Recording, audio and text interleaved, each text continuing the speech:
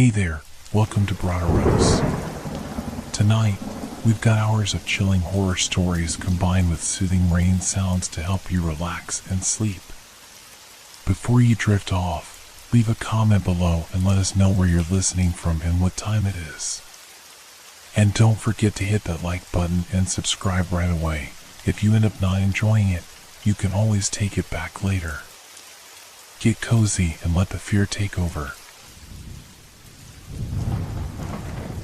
Have you ever noticed how scents can linger long after someone has left? How they can wrap around corners, slip under doorways, and leave impressions stronger than footprints? I didn't believe in ghosts. Not until last summer when I found myself stranded at the Pinewood Motel off Highway 27 in rural Georgia. My car had broken down about a mile back, and with the tow truck unable to come until morning, I resigned myself to spending the night in this withered establishment that had clearly seen better days. The lobby smelled of dust and old carpet, with wood-paneled walls that might have been fashionable sometime in the 70s. Behind the reception desk sat an elderly man with thinning gray hair and thick glasses that magnified his tired eyes. He barely looked up as I approached. "Need a room for the night," I said, placing my credit card on the counter. He nodded slowly, typing with 2 fingers on an ancient computer. "Just you?" "Just me." "Highway side or forest side?" I hesitated. "Forest side, I guess." "Quieter?" Something flickered across his face, concern, perhaps, but it vanished so quickly I thought I'd imagined it. "Room 17, he said, sliding me a real metal key attached to a heavy plastic tag. "Second floor, end of the hall." As I climbed the outdoor staircase to the second level, I couldn't shake the feeling that I was being watched. The evening air felt unusually still, almost expectant. The walkway leading to my room was dimly lit, with several bulbs burnt out, creating pockets of darkness between pools of yellowed light. My room was exactly what you'd expect from a budget motel, a queen-size bed with a floral comforter that had faded from years of industrial washing, a small television that probably still had an actual tube inside, and bathroom fixtures that might have been white once but had aged to a dingy cream. I dropped my overnight bag on the bed and immediately went to wash my hands. The water ran rusty for a moment before clearing, and I noticed a faint but distinct smell that seemed out of place, something floral and expensive in this otherwise neglected space. After calling my sister to explain my situation and assuring her I'd be back on the road tomorrow, I decided to get some air. The motel formed an L shape around a small courtyard with a long-drained swimming pool. I leaned against the railing outside my room, watching as the last traces of sunset disappeared behind the pine trees. An older woman emerged from a room below, lighting a cigarette as she walked toward the vending machines. She glanced up, noticed me watching, and offered a tight smile. "First time at the Pinewood?" she asked, exhaling smoke that curled upward in the still air. "And hopefully last," I replied with a polite laugh. She didn't laugh back. "Don't wander the halls after midnight if you can help it." "Excuse me?" "Nothing to worry about," she said, waving her cigarette dismissively. "Just gets a bit drafty." Strange noises from the pipes.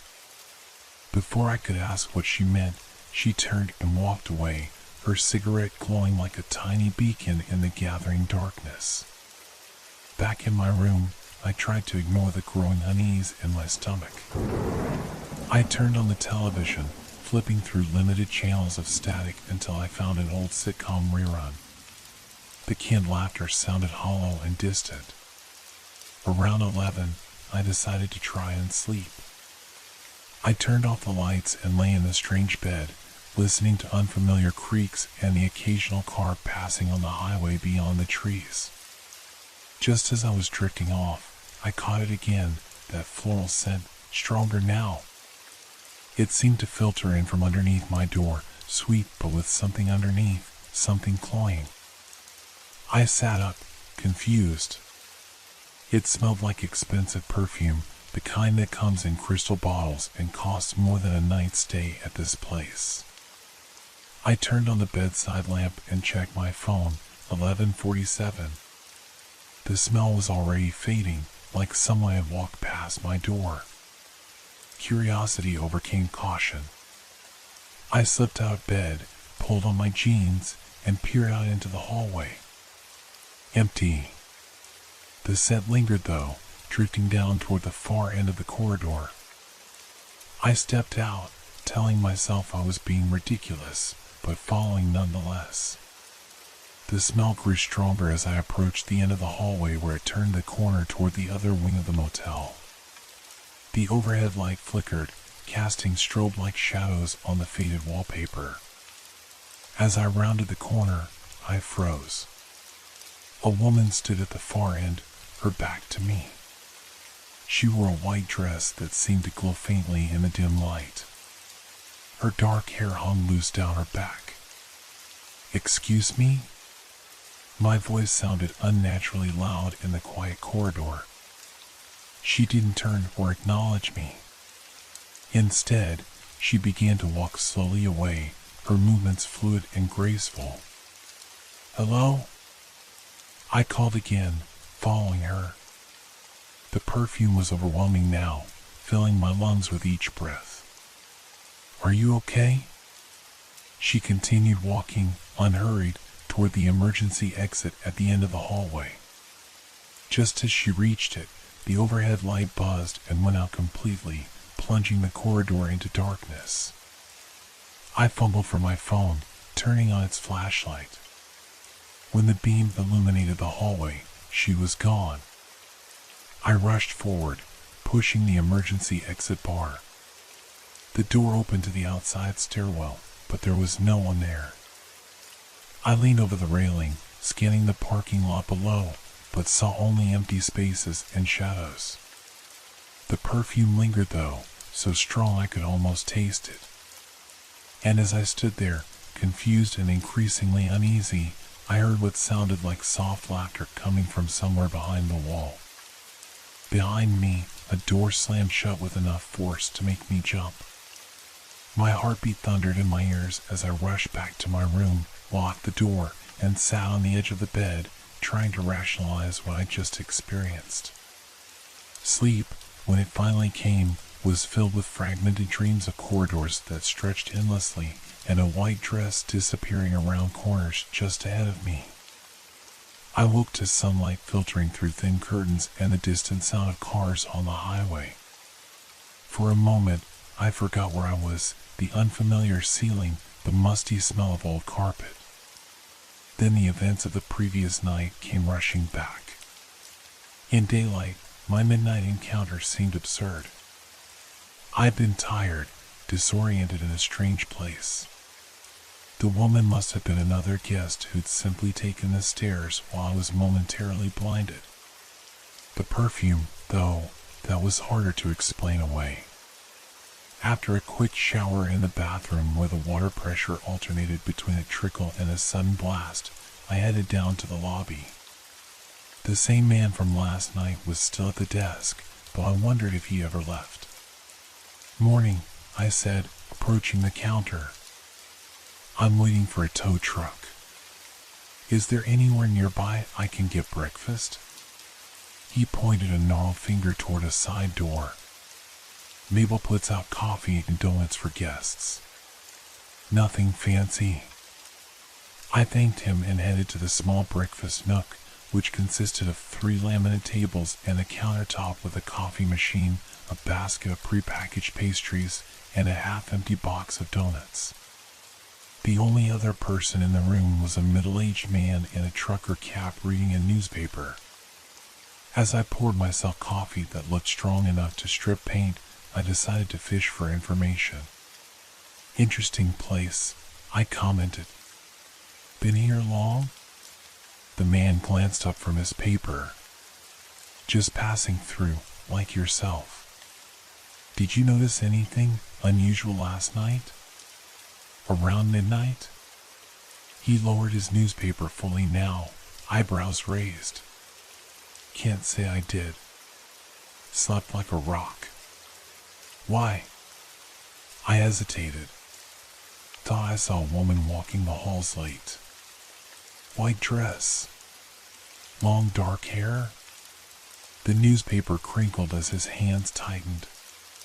His expression shifted from curiosity to something more guarded. Room number? 17. He nodded slowly, folding his paper deliberately. Into the hall. It wasn't a question. You know something about this? I pressed. He stood, gathering his things. Ask Mabel about the Patterson wedding. If you're interested in local stories.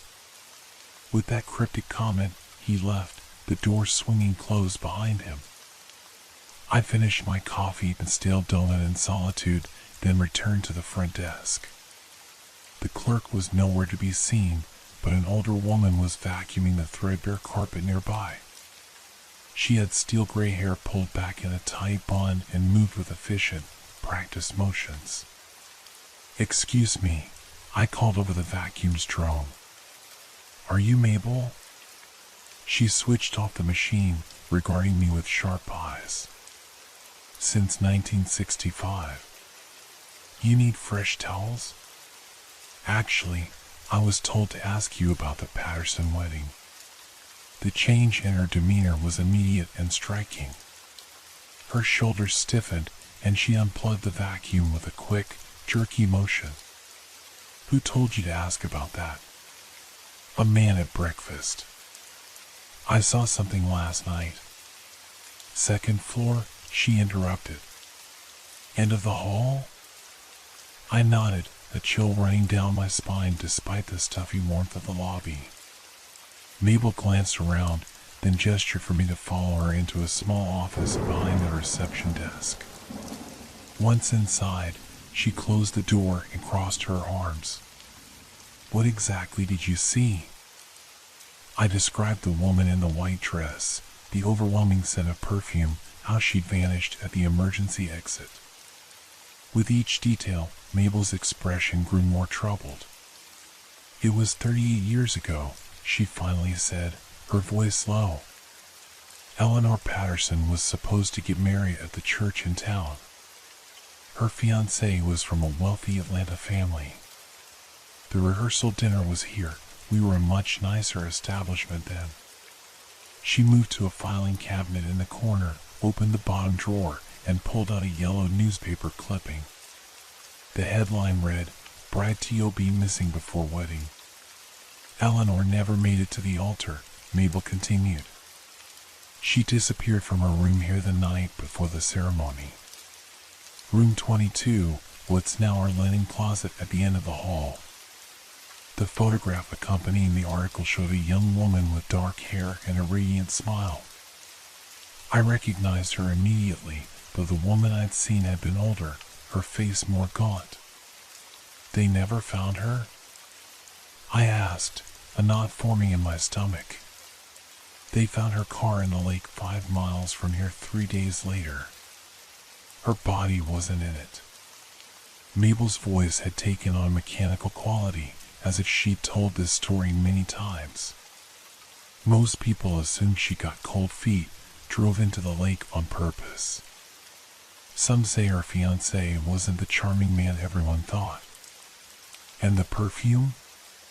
Mabel's eyes met mine. Chanel No. 5. Her signature scent, according to her mother. We started noticing it about a year after she vanished. Always at 2 in the morning. Always on the second floor. I handed the clipping back to her. You believe she's haunting this place? I believe, Mabel said carefully, that sometimes people leave impressions when they leave this world suddenly. Especially when they have unfinished business. She returned the article to the drawer. Most guests never notice anything. You should count yourself lucky or unlucky, depending on how you look at it. My phone buzzed with a text from the tow company saying they'd be another hour. My skin prickled with gooseflesh despite the warmth of the day. Has anyone ever followed her? The impression? Mabel's lips pressed into a thin line. A few have tried. Nothing good comes of chasing ghosts, especially ones that don't want to be found. But something in her tone suggested there was more to the story. What happened to them? She hesitated. 3 years ago, a paranormal investigator stayed in room 17. Said he was going to solve the mystery once and for all. We found him the next morning sitting in the emergency stairwell, staring at the wall. Wouldn't speak, wouldn't move. The paramedics said he was in shock. He checked himself into a psychiatric facility in Atlanta a week later. My mouth went dry. And the wall? Was there anything there? Nothing that we could see, Mabel said, opening the office door to indicate our conversation was over. Your truck should be here soon. I'd suggest you put last night out of your mind. I returned to my room to pack my few belongings, but Mabel's story and the image of the woman in white kept replaying in my mind. I found myself drawn to the end of the hallway, standing before what was now a linen closet, formerly room 22. The door was labeled staff only, but when I tried the handle, it turned easily. Inside was a small room lined with shelves of folded sheets and towels.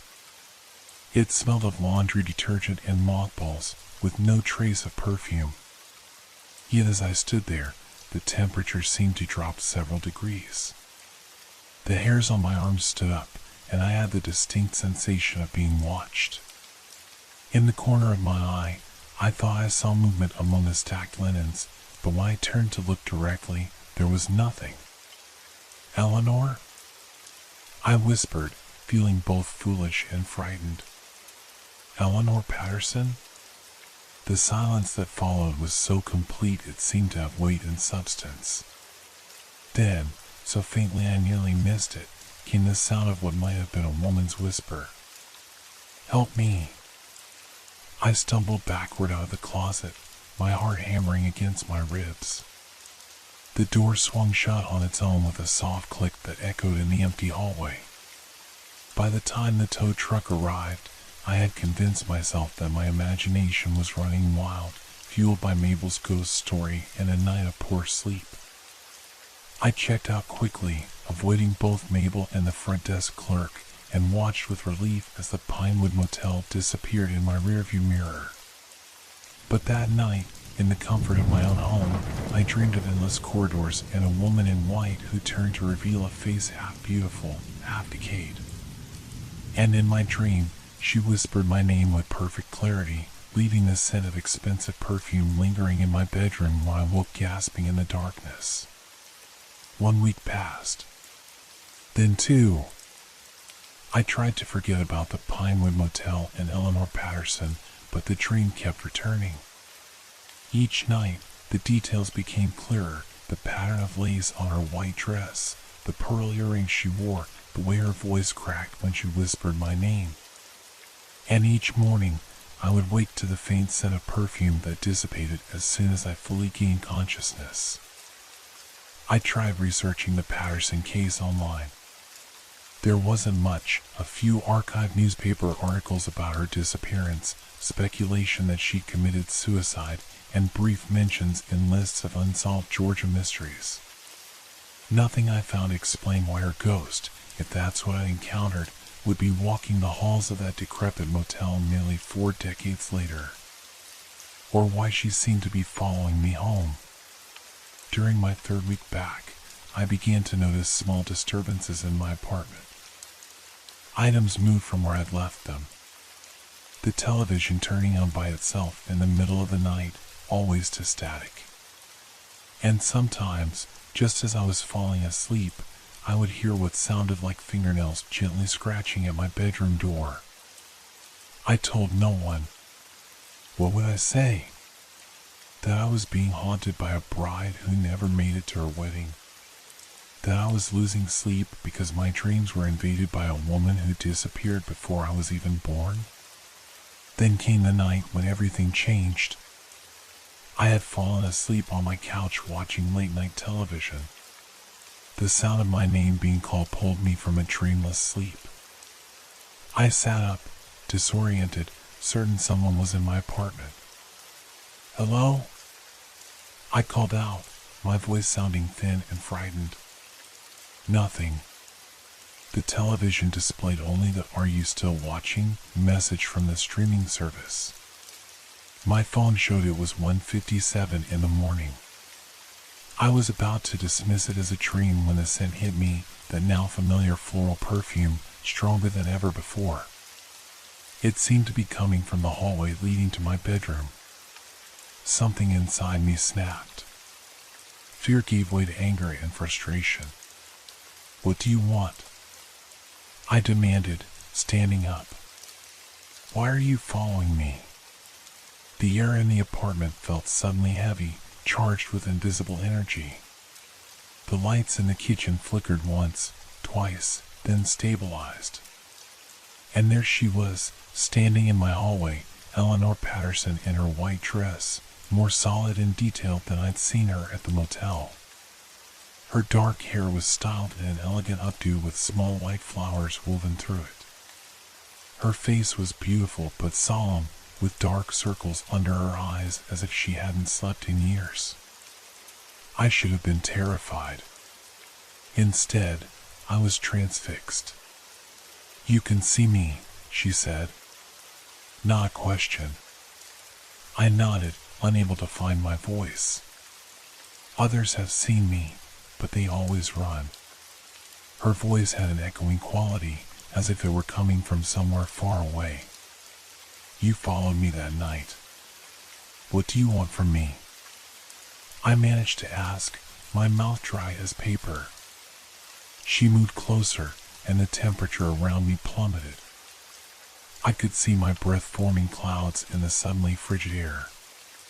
"Justice," she whispered. "Truth. About what happened to you."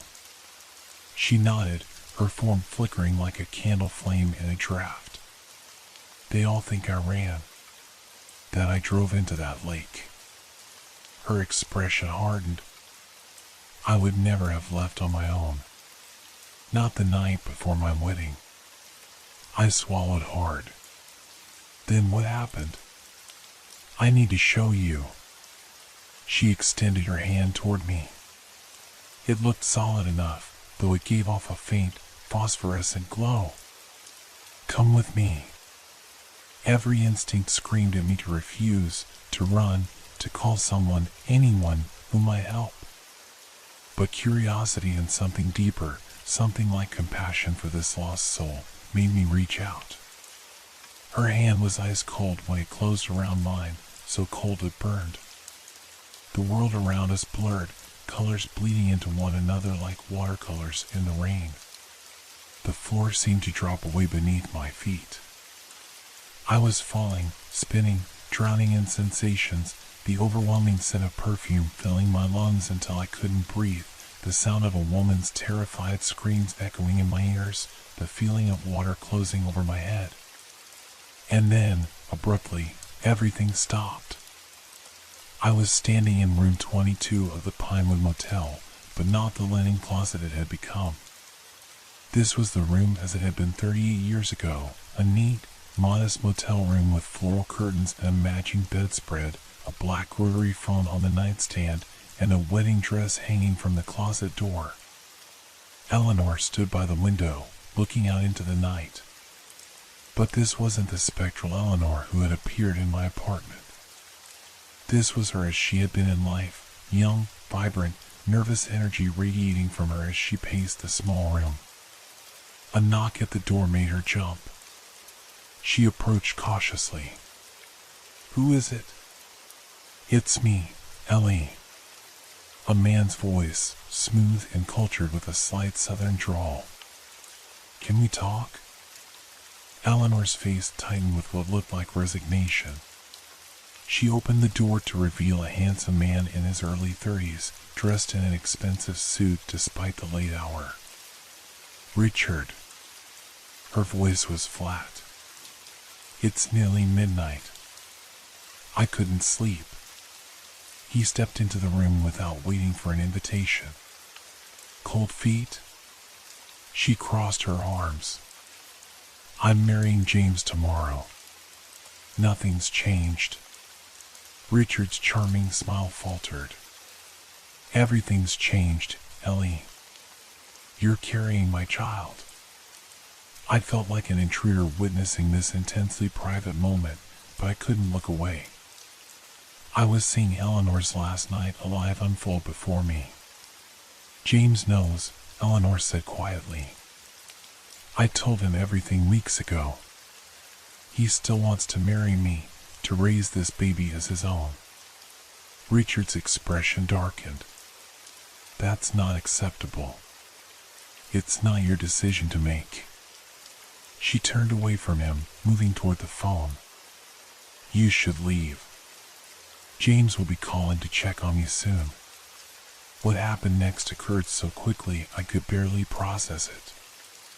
Richard lunged forward, grabbing Eleanor by the throat. Her eyes widened in shock as he pushed her against the wall. If I can't have you, neither can he, Richard snarled, his handsome face contorted with rage. Eleanor fought, clawing at his hands, kicking, her movements growing weaker as he maintained his grip. Her perfume bottle fell from the dresser, shattering on the floor, filling the room with a scent that would later haunt the halls. I tried to intervene, to scream, to do something, but my hands passed through them both. I was merely a witness to history that had already happened. When Eleanor finally went limp, Richard released her. Her body crumpled to the floor among the broken glass and spilled perfume. He stood there, breathing heavily, staring at what he'd done. Then, methodically, he wrapped her body in the bedspread, checked the parking lot to ensure it was empty, and carried her out to his car. The scene shifted. I was now at the edge of a lake, watching as Richard weighed Eleanor's body with rocks from the shore before pushing her into the deep water. Then, returning to the motel, he drove her car to the same lake, left it in neutral at the edge of a different access point, and gave it a push before walking the 5 miles back to town. In the final scene, I watched him join the search party 2 days later, his face a perfect mask of concern for his friend's missing fiancée. Reality shifted again, and I was back in my apartment, on my knees, gasping for breath. Eleanor stood before me, more transparent now, her eyes filled with a terrible sadness. Now you know, she said softly. Richard Collins killed me and my unborn child. Then he went on to become a judge. He's still alive, still respected, still free. I struggled to my feet, my entire body shaking with the horror of what I'd witnessed. That's why you're still here. That's your unfinished business. She nodded. Every night, I walk the halls, hoping someone will see me, will listen. Most run away.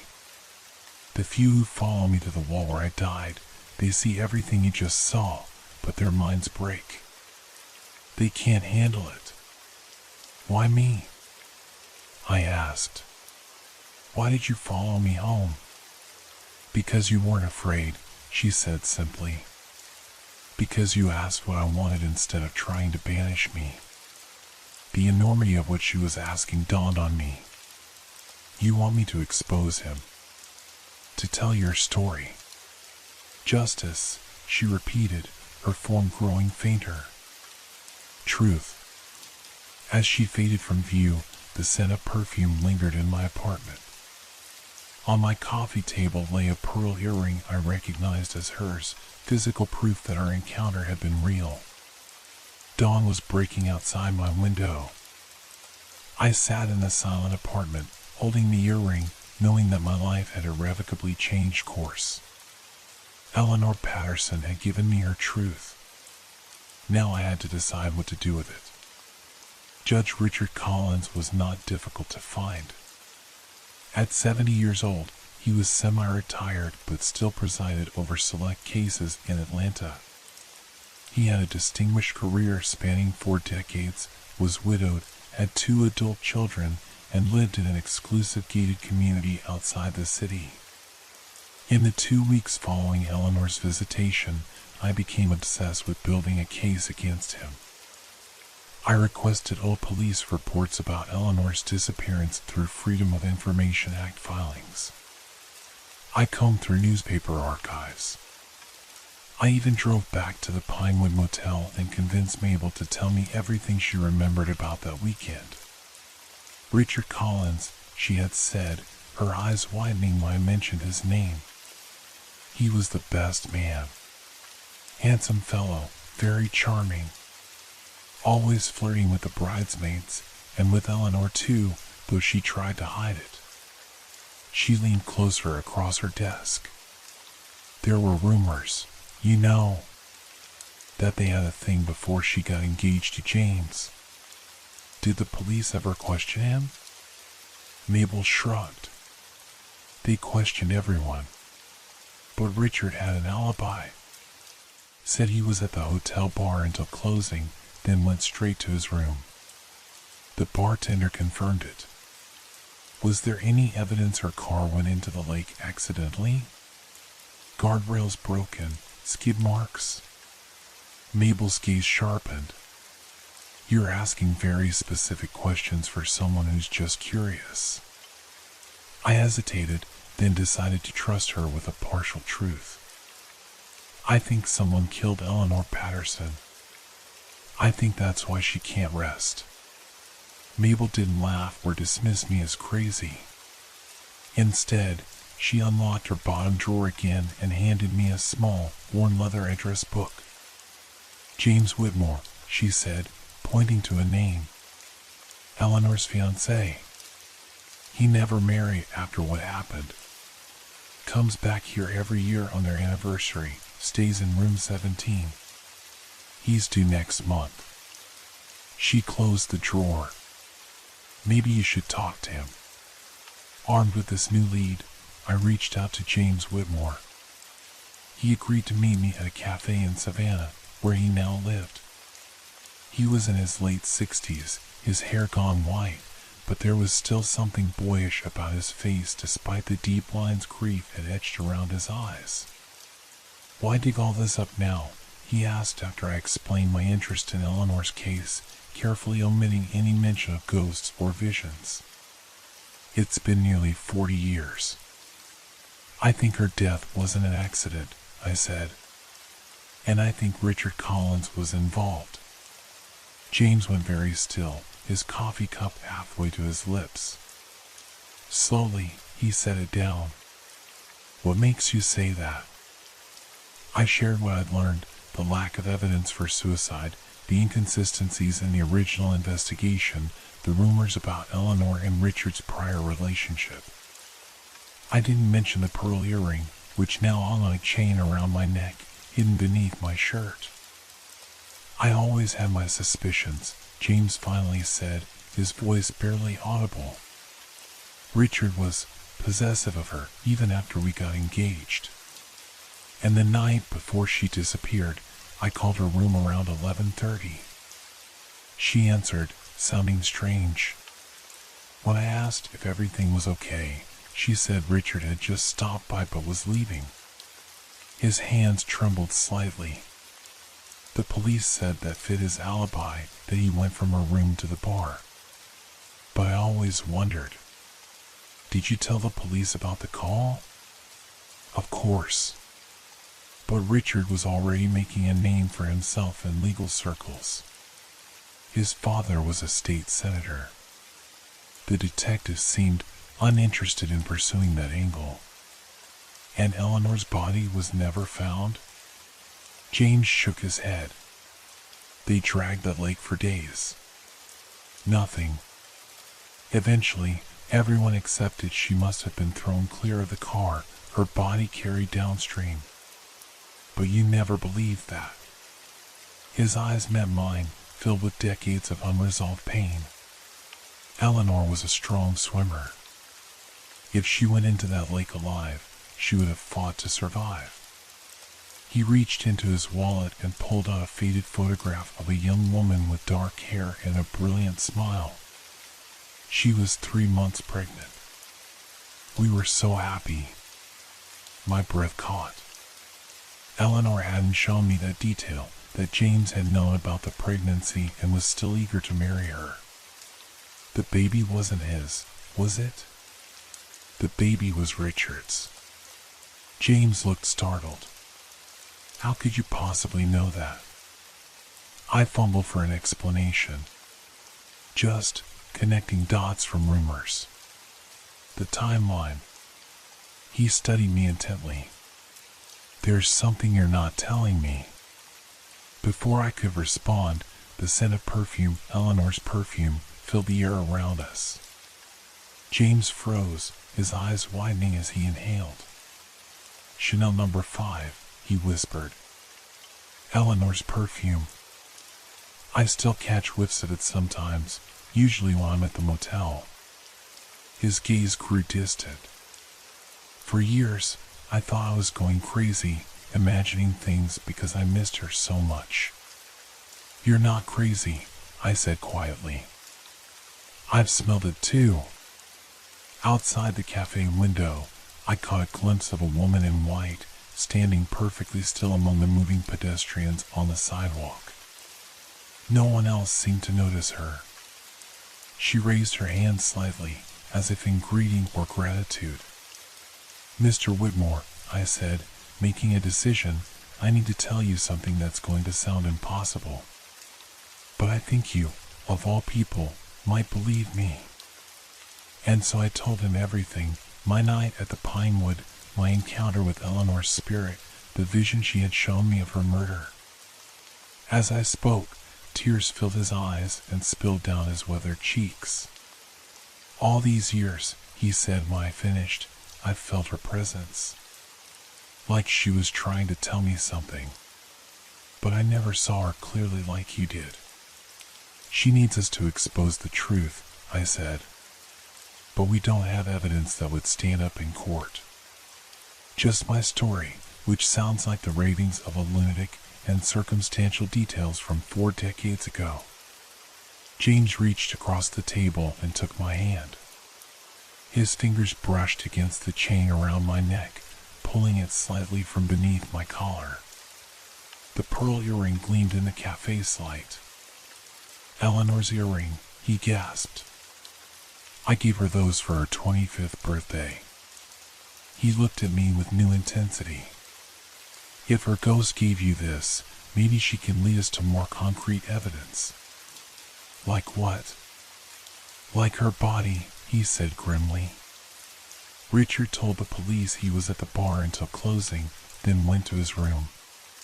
What if we could prove he left the motel that night? What if we could find where he really put Eleanor? The weight of what he was suggesting settled over me. You want to find her remains? He nodded. The lake they found her car in, it's not the only body of water in the area. There's a smaller pond about 2 miles from the motel, on what used to be private property. It's abandoned now. If I were trying to hide a body where no one would look. That night, I dreamed of Eleanor again.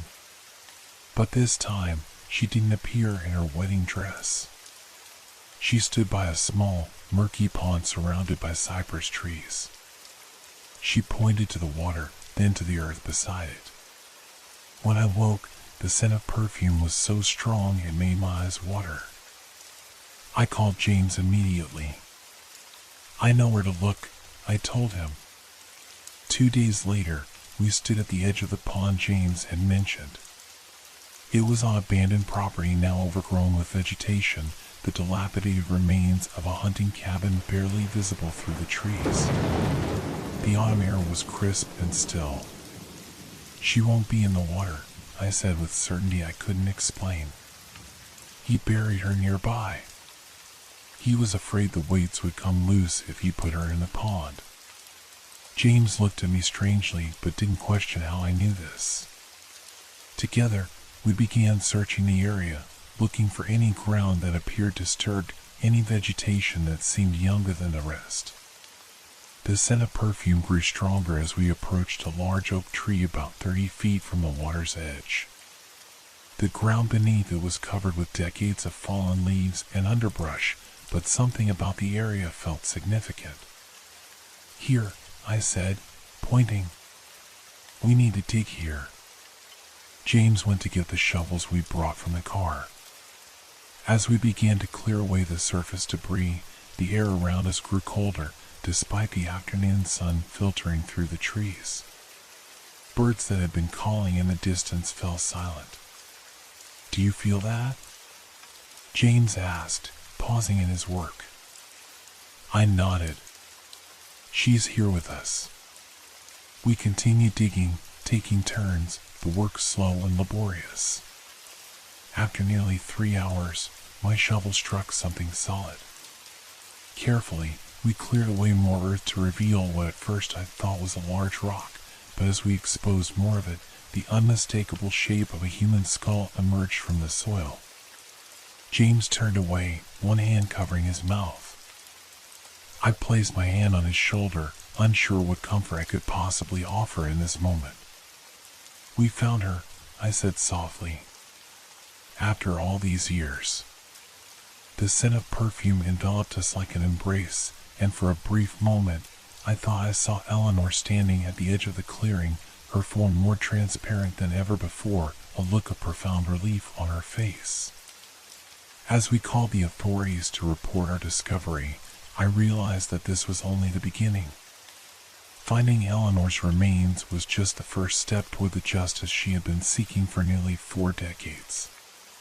And Richard Collins, respected judge and secret murderer, had no idea what was coming for him. "You realize how this looks," Detective Harmon said, leaning back in her chair. We were sitting in a small interview room at the county sheriff's office, the fluorescent lights casting harsh shadows across her skeptical face. 2 amateur investigators somehow magically find human remains that trained professionals couldn't locate for 4 decades. James sat beside me, his hands folded tightly in his lap.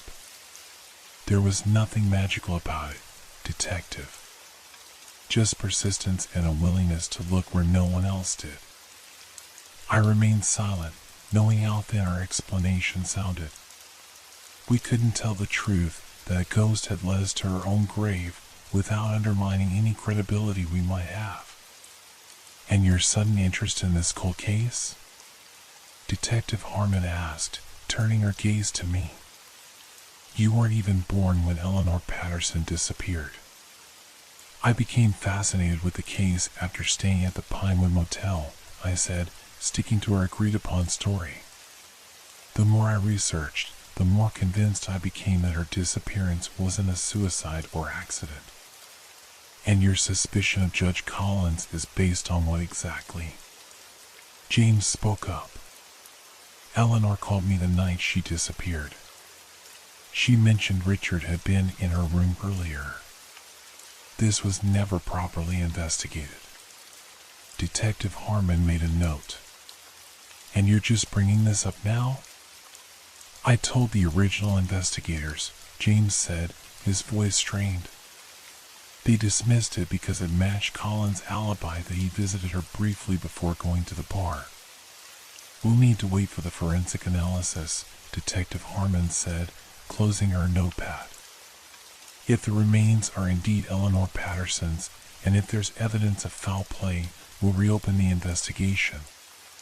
Until then, I'd advise both of you to keep your theories to yourselves.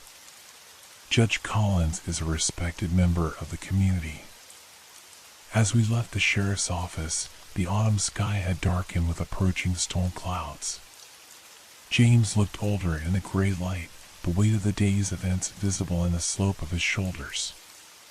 "They're going to bury this again," he said quietly as we walked to the parking lot. "Richard has too many connections, too much influence." "Not this time," I replied. Eleanor's been waiting for years for justice. She's not going to let go now. That night, in my hotel room, I felt Eleanor's presence stronger than ever. The scent of her perfume filled the small space, and the temperature dropped dramatically. I sat on the edge of the bed, waiting. "We found you," I said to the empty room. "But I don't know if it will be enough." The lamp on the nightstand flickered, and Eleanor appeared, sitting beside me on the bed. She looked different now, more solid, yet somehow lighter, as if a burden had been partially lifted. "Thank you," she said, her voice clearer than I'd heard it before. "But it's not over. The police are skeptical. They don't have evidence linking Richard to your murder." Eleanor's expression hardened. "There's more. Richard knew he might be a suspect. He kept trophies." A chill ran through me. "What kind of trophies?" "My necklace. My engagement ring. He took them after he killed me. He still has them." "Where?" "His house. In his study. There's a safe behind a painting of a sailing ship." I ran a hand through my hair, processing this. "Eleanor, I can't break into a judge's house. That's not just illegal, it's insane."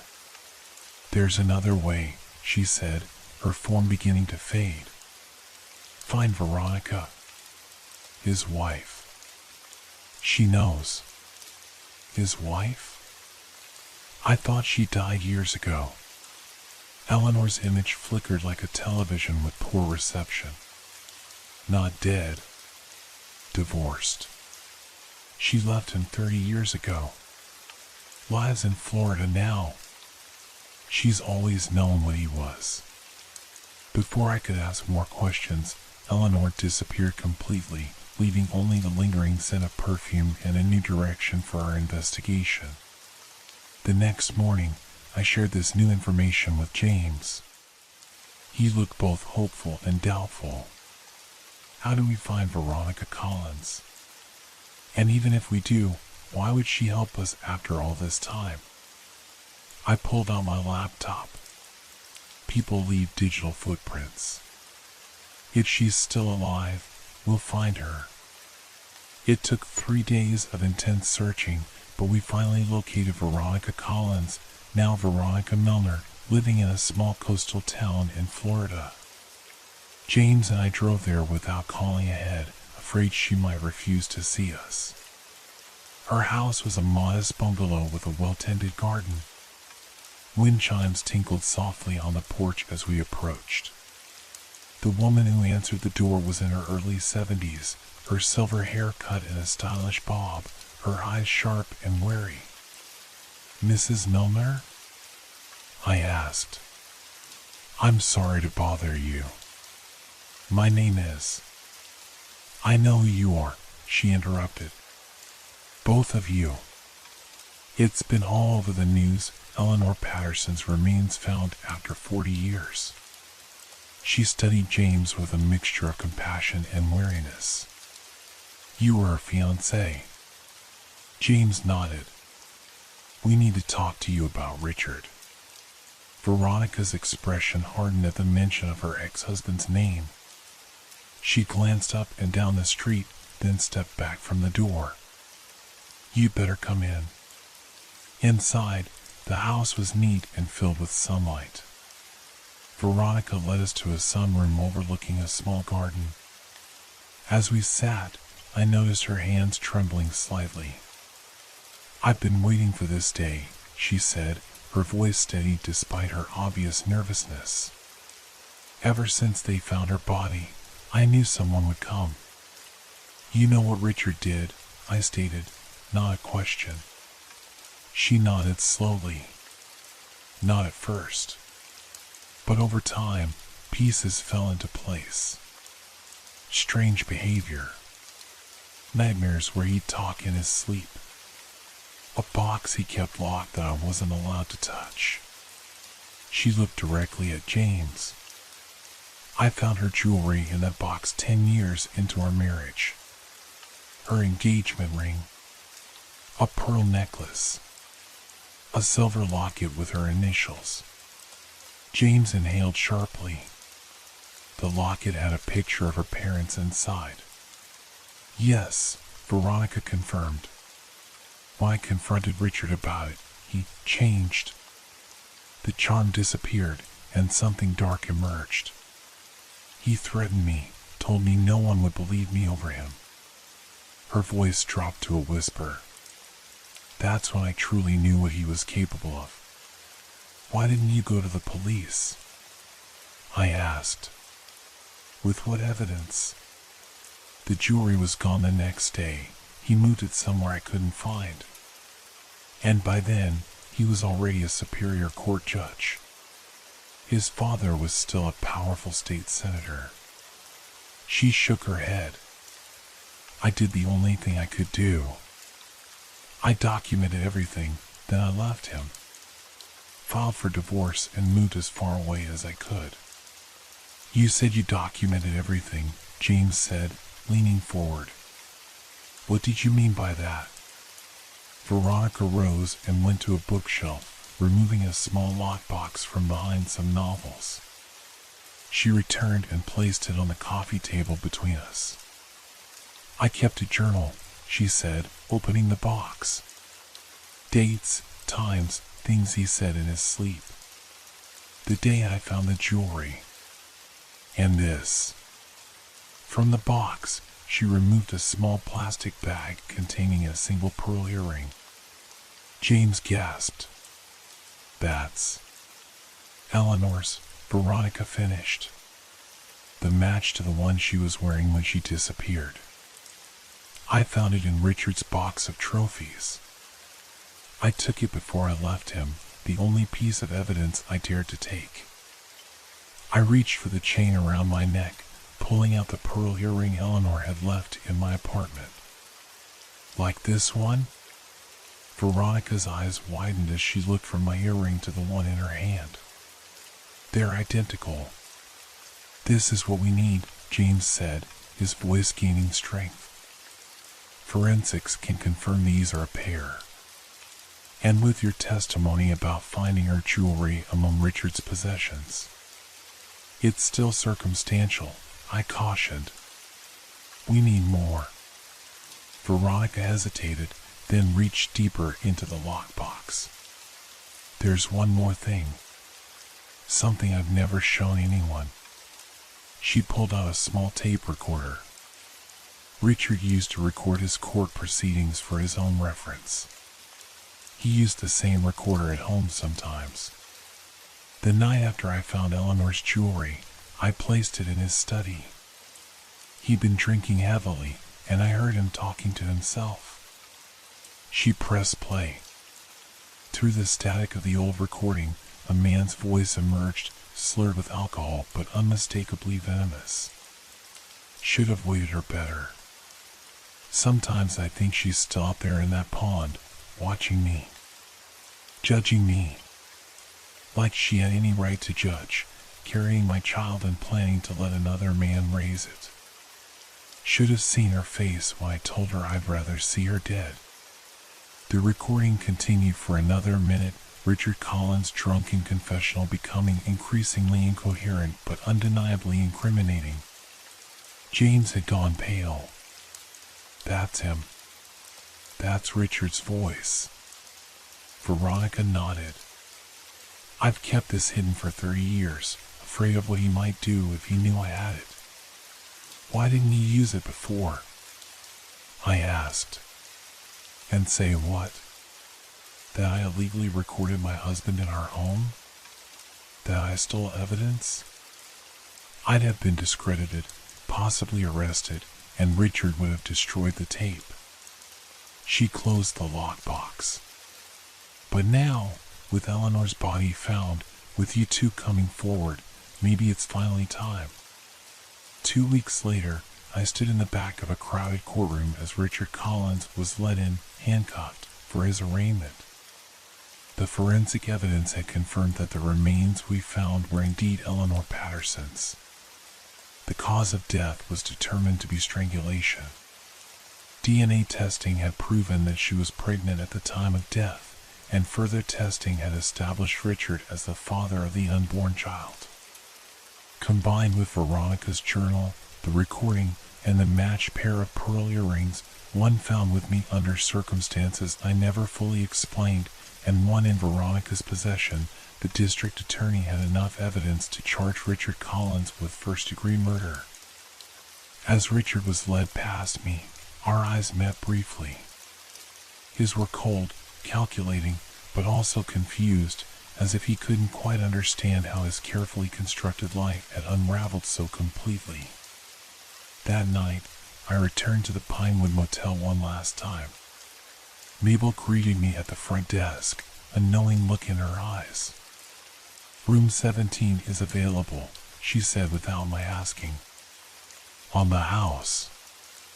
I thanked her and made my way to the second floor. The hallway was quiet, the worn carpet muffling my footsteps. At the end of the corridor, I paused, half expecting to catch the scent of perfume, to glimpse a figure in white disappearing around the corner. But there was nothing. Just the faint sounds of the old building settling and the distant hum of cars on the highway. In room 17, I sat on the edge of the bed, waiting. Midnight came and went. Then 1 o'clock. At precisely 2 in the morning, I felt it, a change in the air, a sudden drop in temperature. Eleanor appeared before me, but she was different now. The gauntness was gone from her face. Her white dress was no longer a nightgown, but a wedding gown, complete with veil. She was as she might have been on her wedding day, radiant and at peace. "It's over," she said, her voice now sounding like it came from everywhere and nowhere at once. "You've given me justice. Will you rest now?" I asked softly.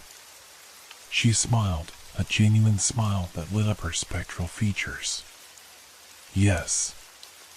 I can finally let go." She moved closer, the scent of perfume enveloping me one last time. "Thank you for listening. For believing. Will I see you again?" "No," she said, beginning to fade. "My time here is done. But I'll leave you with something to remember me by." As she disappeared, a small shower of white flower petals, like those that had been woven into her hair, drifted down from where she had stood, landing softly on the carpet before me. I picked one up. It was real, tangible, and possibly fresh. I never returned to the Pinewood Motel after that night. Mabel told me later that the scent of perfume no longer haunted the second-floor hallway. The night staff no longer reported glimpses of a woman in white vanishing around corners or through walls. Eleanor Patterson had finally found the peace that had eluded her for nearly 4 decades. Richard Collins was sentenced to life in prison without the possibility of parole. James Whitmore was able to properly lay Eleanor to rest, beside the plot that would have been for their child. As for me, I kept one of the flower petals, pressed between the pages of a journal where I recorded the entire story. Sometimes, on quiet nights when the world feels particularly thin between the living and the dead, I take it out and am reminded that some mysteries are meant to be solved, some wrongs are meant to be righted, and some ghosts are simply waiting for someone to listen to their story. And sometimes, when the wind is just right, I catch the faintest whisper of perfume in the air, like a distant memory of a friend I once knew, who crossed over but left an indelible mark on my life.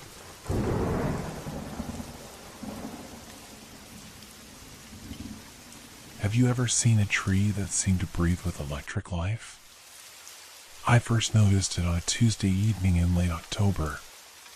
The days were getting shorter, and I was taking my usual shortcut through Laurelhurst Park after my shift at the downtown library. Portland's autumn had painted the trees in brilliant shades of amber and crimson, but this particular oak stood out from the rest. Even in the fading daylight, something about it seemed wrong. Its silhouette was oddly jagged against the darkening sky, with branches that twisted at unnatural angles. While the other trees swayed gently in the breeze, this one remained perfectly still, as if frozen in time. I'm not typically the type to notice such things. My name is Daniel Fletcher, and I've lived in Portland for nearly 8 years now.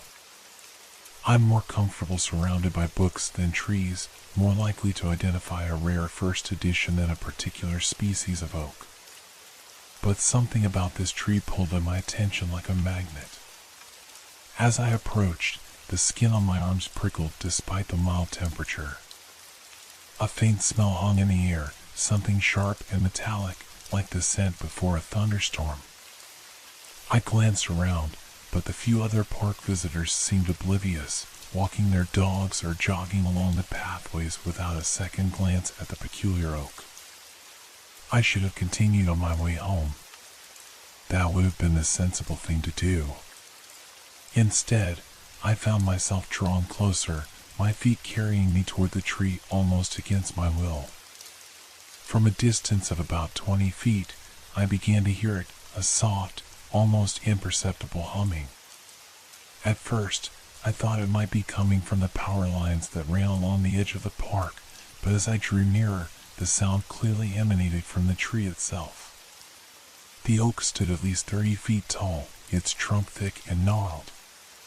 Its bark was unusually dark, almost black in the fading light, with deep fissures running along its surface like ancient scars.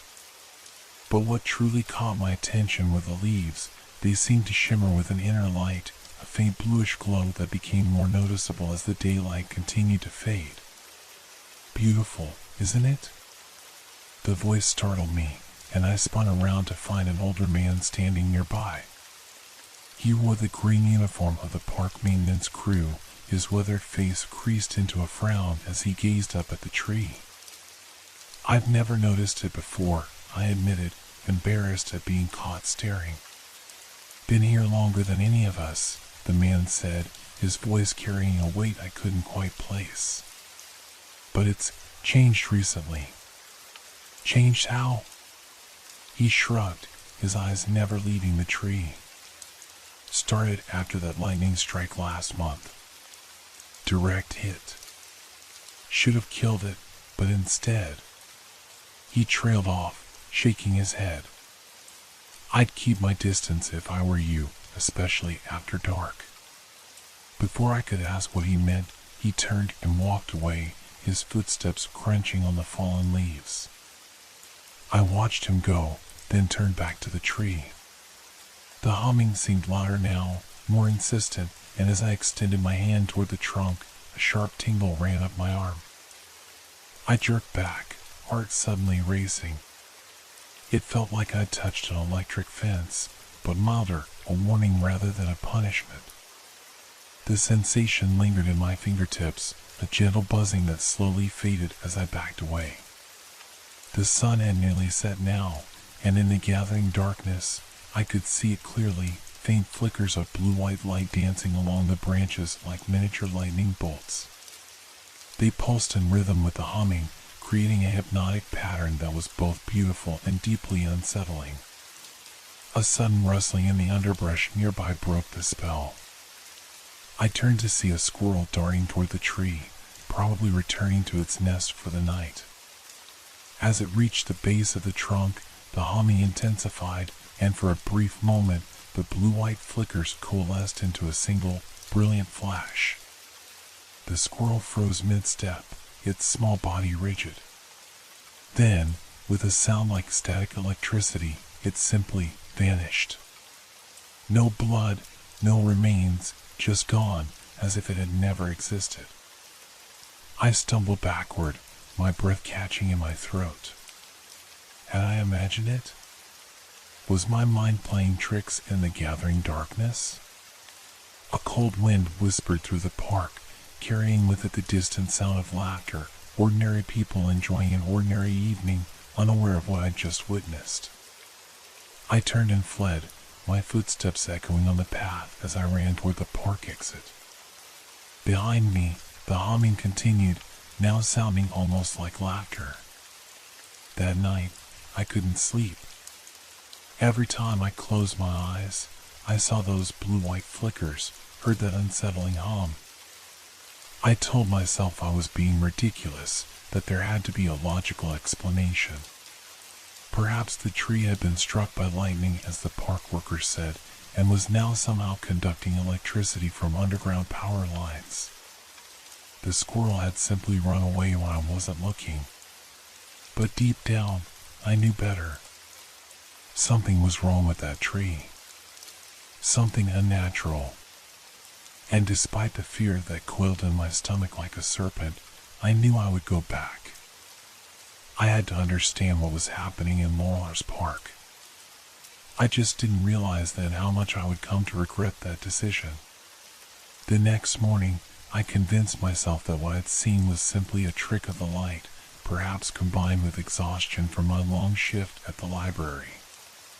But the memory of that humming sound and the vanishing squirrel lingered, tugging at the edges of my mind as I went through my daily routine. By afternoon, curiosity had overcome my apprehension. I called the Portland Parks Department, asking about any unusual occurrences in Laurelhurst Park. The woman who answered sounded bored until I mentioned the oak tree. Which oak exactly? Her tone shifted, suddenly alert. The one near the eastern path, about halfway through the park, I explained. It seems to be, I don't know, different somehow. A long pause followed. Sir, we've had that section of the park cordoned off for maintenance since last week. No one should be there. My stomach dropped. But I was just there yesterday evening. There were no barriers, no signs, nothing. I'll make a note of it, she said, her voice now clipped and professional. Please avoid that area until further notice. Before I could press for more information, she ended the call. Now my curiosity was fully aroused. If the Parks Department was aware of something unusual enough to warrant closing off part of the park, why weren't there any visible barriers? And why had the maintenance worker I'd spoken to not mentioned this? That afternoon, I visited the local library where I worked and searched through recent news reports about Laurelhurst Park. Most were mundane, community events, seasonal changes, the occasional petty crime. But buried in the local section of the Portland Tribune from 3 weeks ago was a small article that made my blood run cold. Local resident reports missing pets near Laurelhurst Park. The article was brief, noting that several cats and small dogs had vanished in the vicinity of the park's eastern section over the past month. Most had disappeared at night, with no signs of predator activity. The reporter had quoted a Parks Department spokesperson claiming they were investigating but suspected coyotes. I knew better. The memory of that squirrel vanishing in a flash of blue-white light was too vivid. By the time I finished my shift, dusk was falling. Against all better judgment, I found myself drawn back to the park. This time, I approached from a different entrance, moving cautiously through the gathering shadows. The park seemed different at night, familiar paths suddenly strange, ordinary sounds taking on sinister overtones. The casual strollers and joggers of daytime had been replaced by a handful of hurried figures, all keeping to the well-lit main paths. As I neared the eastern section, I finally saw what the Parks Department woman had mentioned, yellow caution tape strung between several trees, and a small sign reading area closed for maintenance. But the tape had fallen in several places, and the sign was partially obscured by bushes. Anyone could wander in without noticing. I hesitated at the boundary, the rational part of my mind screaming at me to turn back. But something else, curiosity, perhaps, or something deeper, pushed me forward. I ducked under the tape and continued along the path. The humming reached my ears before I saw the tree, louder now, with a rhythmic quality that reminded me of breathing. As I rounded a bend in the path, the oak came into view, and I stopped dead in my tracks. In the darkness, the tree glowed. Not with the subtle shimmer I'd noticed yesterday, but with a pulsing blue-white luminescence that outlined every branch, every leaf. The light seemed to flow like liquid, rushing up from the roots to the highest branches before cascading back down again. The air around the tree wavered, as if seen through intense heat, though the evening was cool. The metallic smell was stronger now, laced with something else, a burnt, acrid scent that made my eyes water. I kept my distance this time, watching from behind a thick rhododendron bush. The humming ebbed and flowed, sometimes dipping so low I could barely hear it, other times rising to a pitch that made my teeth ache. Movement caught my eye, a small rabbit hopping cautiously along the edge of the clearing. It paused, nose twitching, then continued toward the tree. I wanted to chase it away, to warn it somehow, but I remained frozen, unable to look away. As the rabbit neared the tree, the humming intensified. The light pulsed faster, brighter, until the entire clearing was bathed in an eerie blue glow. The rabbit stopped, seemingly transfixed by the display. Then, slowly, it rose into the air, suspended about 2 feet above the ground. I pressed my hand against my mouth to stifle a gasp. The rabbit didn't struggle, didn't make a sound. It simply hung there, rotating slowly, as tendrils of light reached out from the tree, wrapping around its small body. For a terrible moment, nothing happened. Then the rabbit began to change. Its form seemed to blur, to lose definition. The light penetrated its body, shining through fur and flesh as if they were transparent. And then, with a sound like a sigh, the rabbit dissolved. Not into blood or gore, but into particles of light that were absorbed into the tree's glowing branches. My legs gave way, and I sank to my knees, bile rising in my throat. This wasn't possible. It defied everything I knew about the natural world. As if sensing my presence, the tree's humming changed tone, becoming lower, more resonant. The light pulsed once, twice, then began to spread outward from the trunk, extending toward where I hid. Terror jolted through me. I scrambled backward, no longer caring about stealth. My foot caught on a root, and I fell hard, the impact knocking the wind from my lungs. As I gasped for air, I felt it, a tingling sensation spreading across my skin, growing stronger with each pulse of the light. My hands began to glow faintly, the same blue-white as the tree. The tingling intensified, becoming painful, like thousands of tiny needles pricking my skin. I could feel something pulling at me, not physically but somehow deeper, as if attempting to separate something essential from my body. With a cry of panic, I rolled away, pushing myself to my feet and running blindly through the undergrowth. Branches whipped at my face, roots threatened to trip me, but I didn't slow down. The humming followed me, seeming to come from all directions at once. I don't remember how I found my way out of the park. The next clear memory I have is standing on my apartment doorstep, hands trembling so badly I could barely fit the key into the lock. As I finally stumbled inside and slammed the door behind me, I caught a glimpse of my reflection in the hallway mirror. My face was deathly pale, eyes wide with shock, but what truly horrified me were my hands. In the darkness of my apartment, they still glowed faintly blue, the light pulsing in time with my racing heartbeat. Something had changed within me. Something fundamental. And somehow, I knew the tree wasn't finished with me yet. I spent the night pacing my apartment, watching the faint blue glow slowly fade from my hands. By morning, it had disappeared entirely, but the memory of it and the persistent tingling sensation beneath my skin remained. I called in sick to work, unable to face the thought of pretending everything was normal. Nothing was normal anymore. I had witnessed something impossible, something that challenged everything I thought I knew about reality. After several cups of coffee and hours of restless research on my laptop, I found myself falling down a rabbit hole of conspiracy theories and fringe science websites. Most were clearly nonsense, but a few contained descriptions that resonated with what I'd seen, accounts of energy anomalies and bioelectric phenomena that defied conventional explanation. One site in particular caught my attention.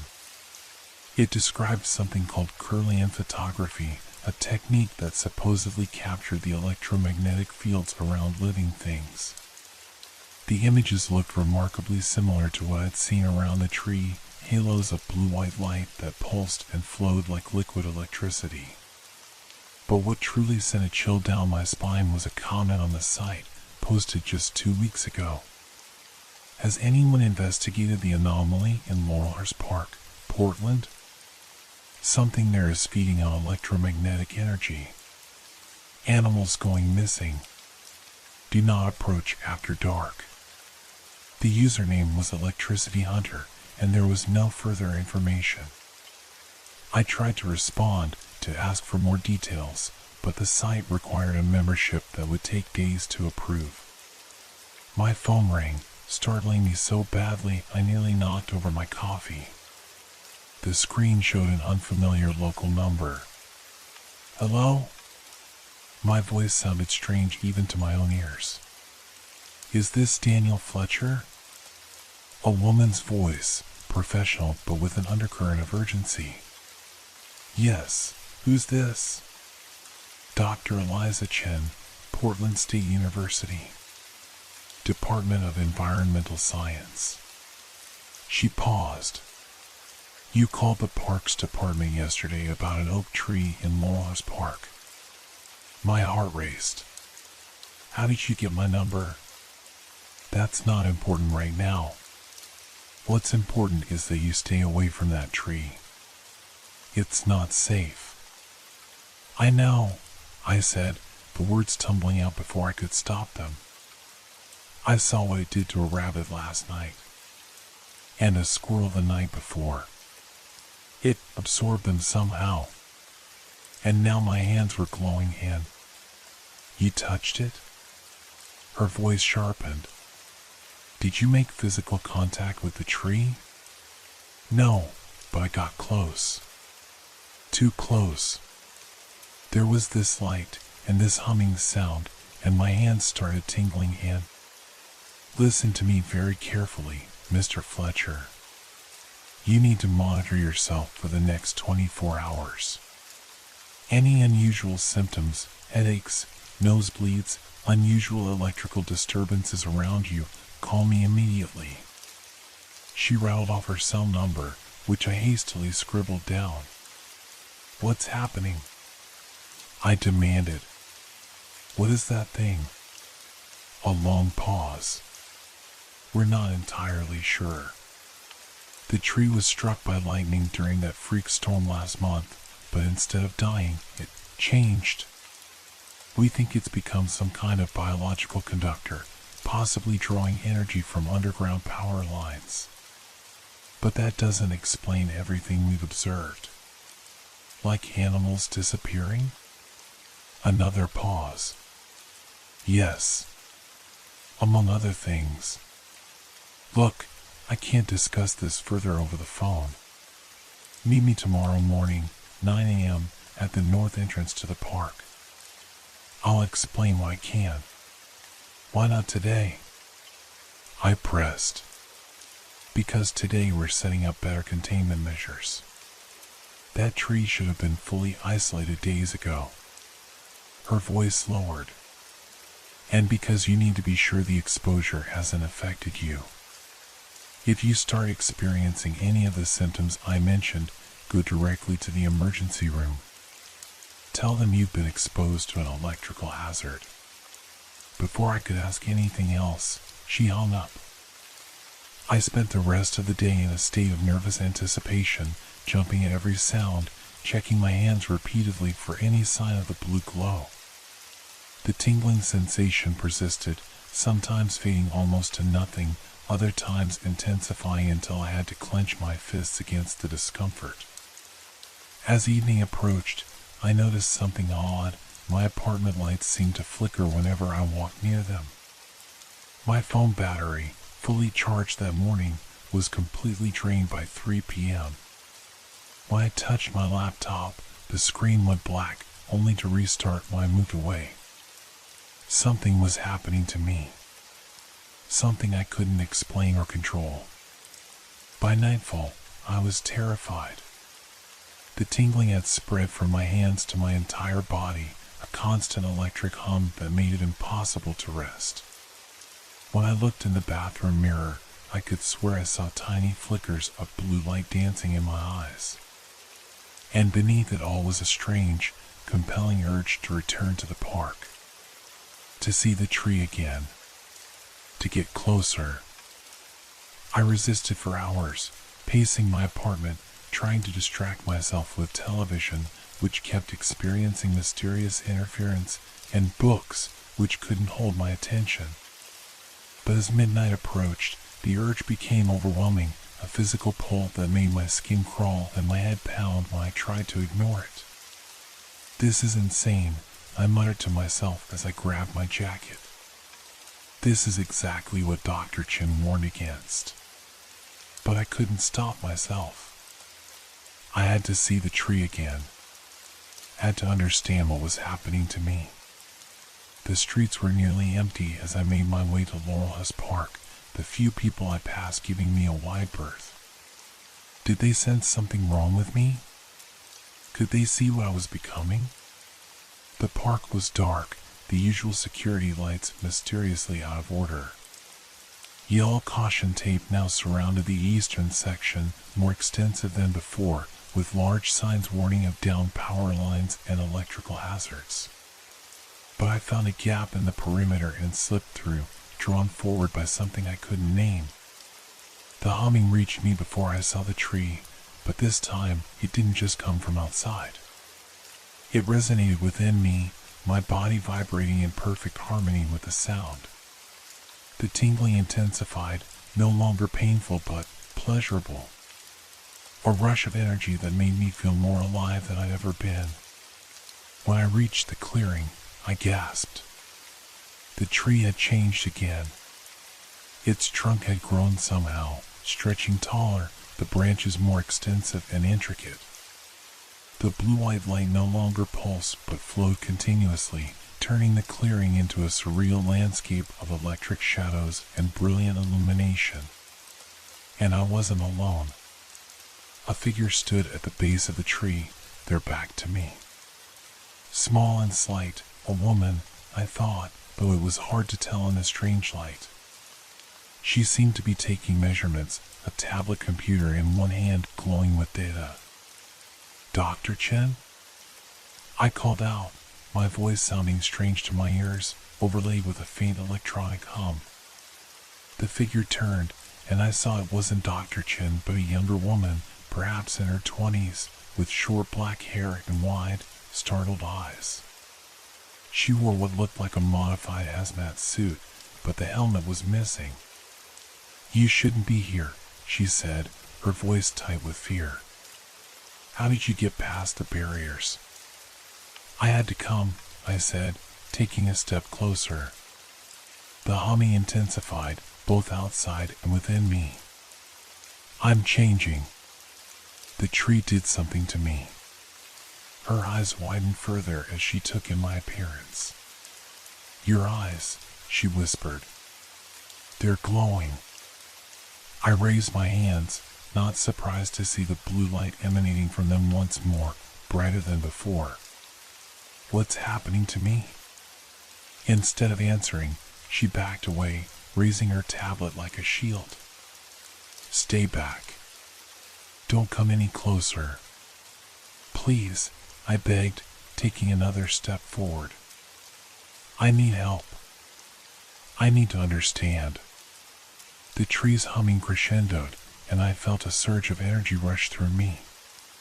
The woman gasped, pointing at something behind me.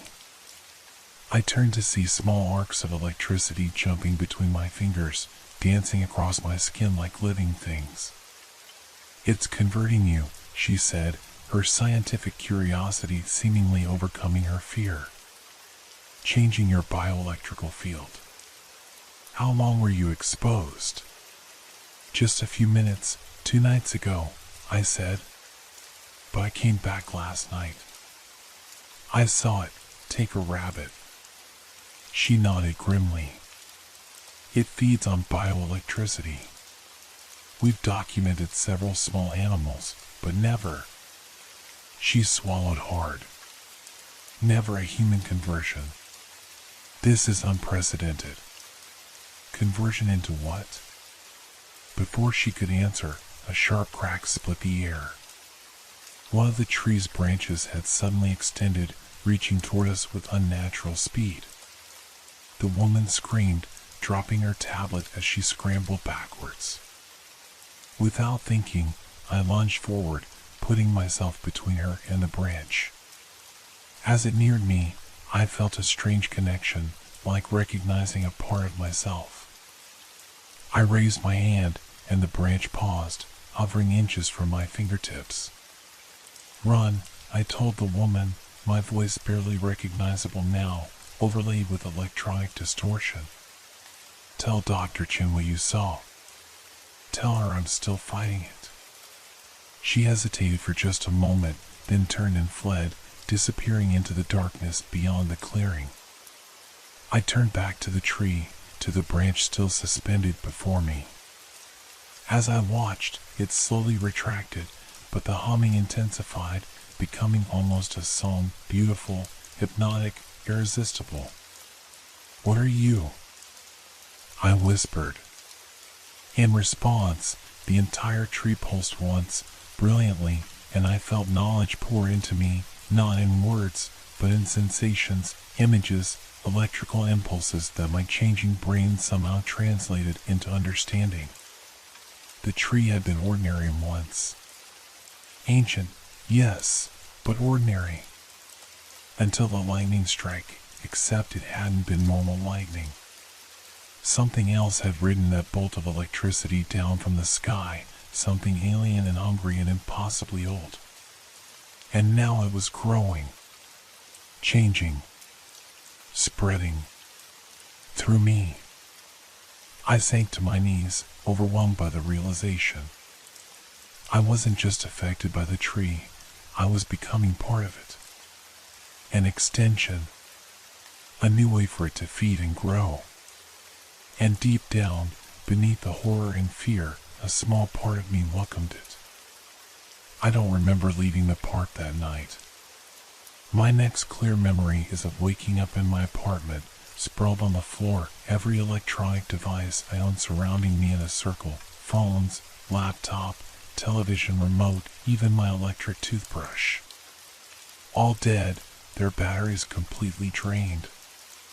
My skin no longer glowed, but the tingling had been replaced by something worse, a hollow, gnawing hunger that had nothing to do with food.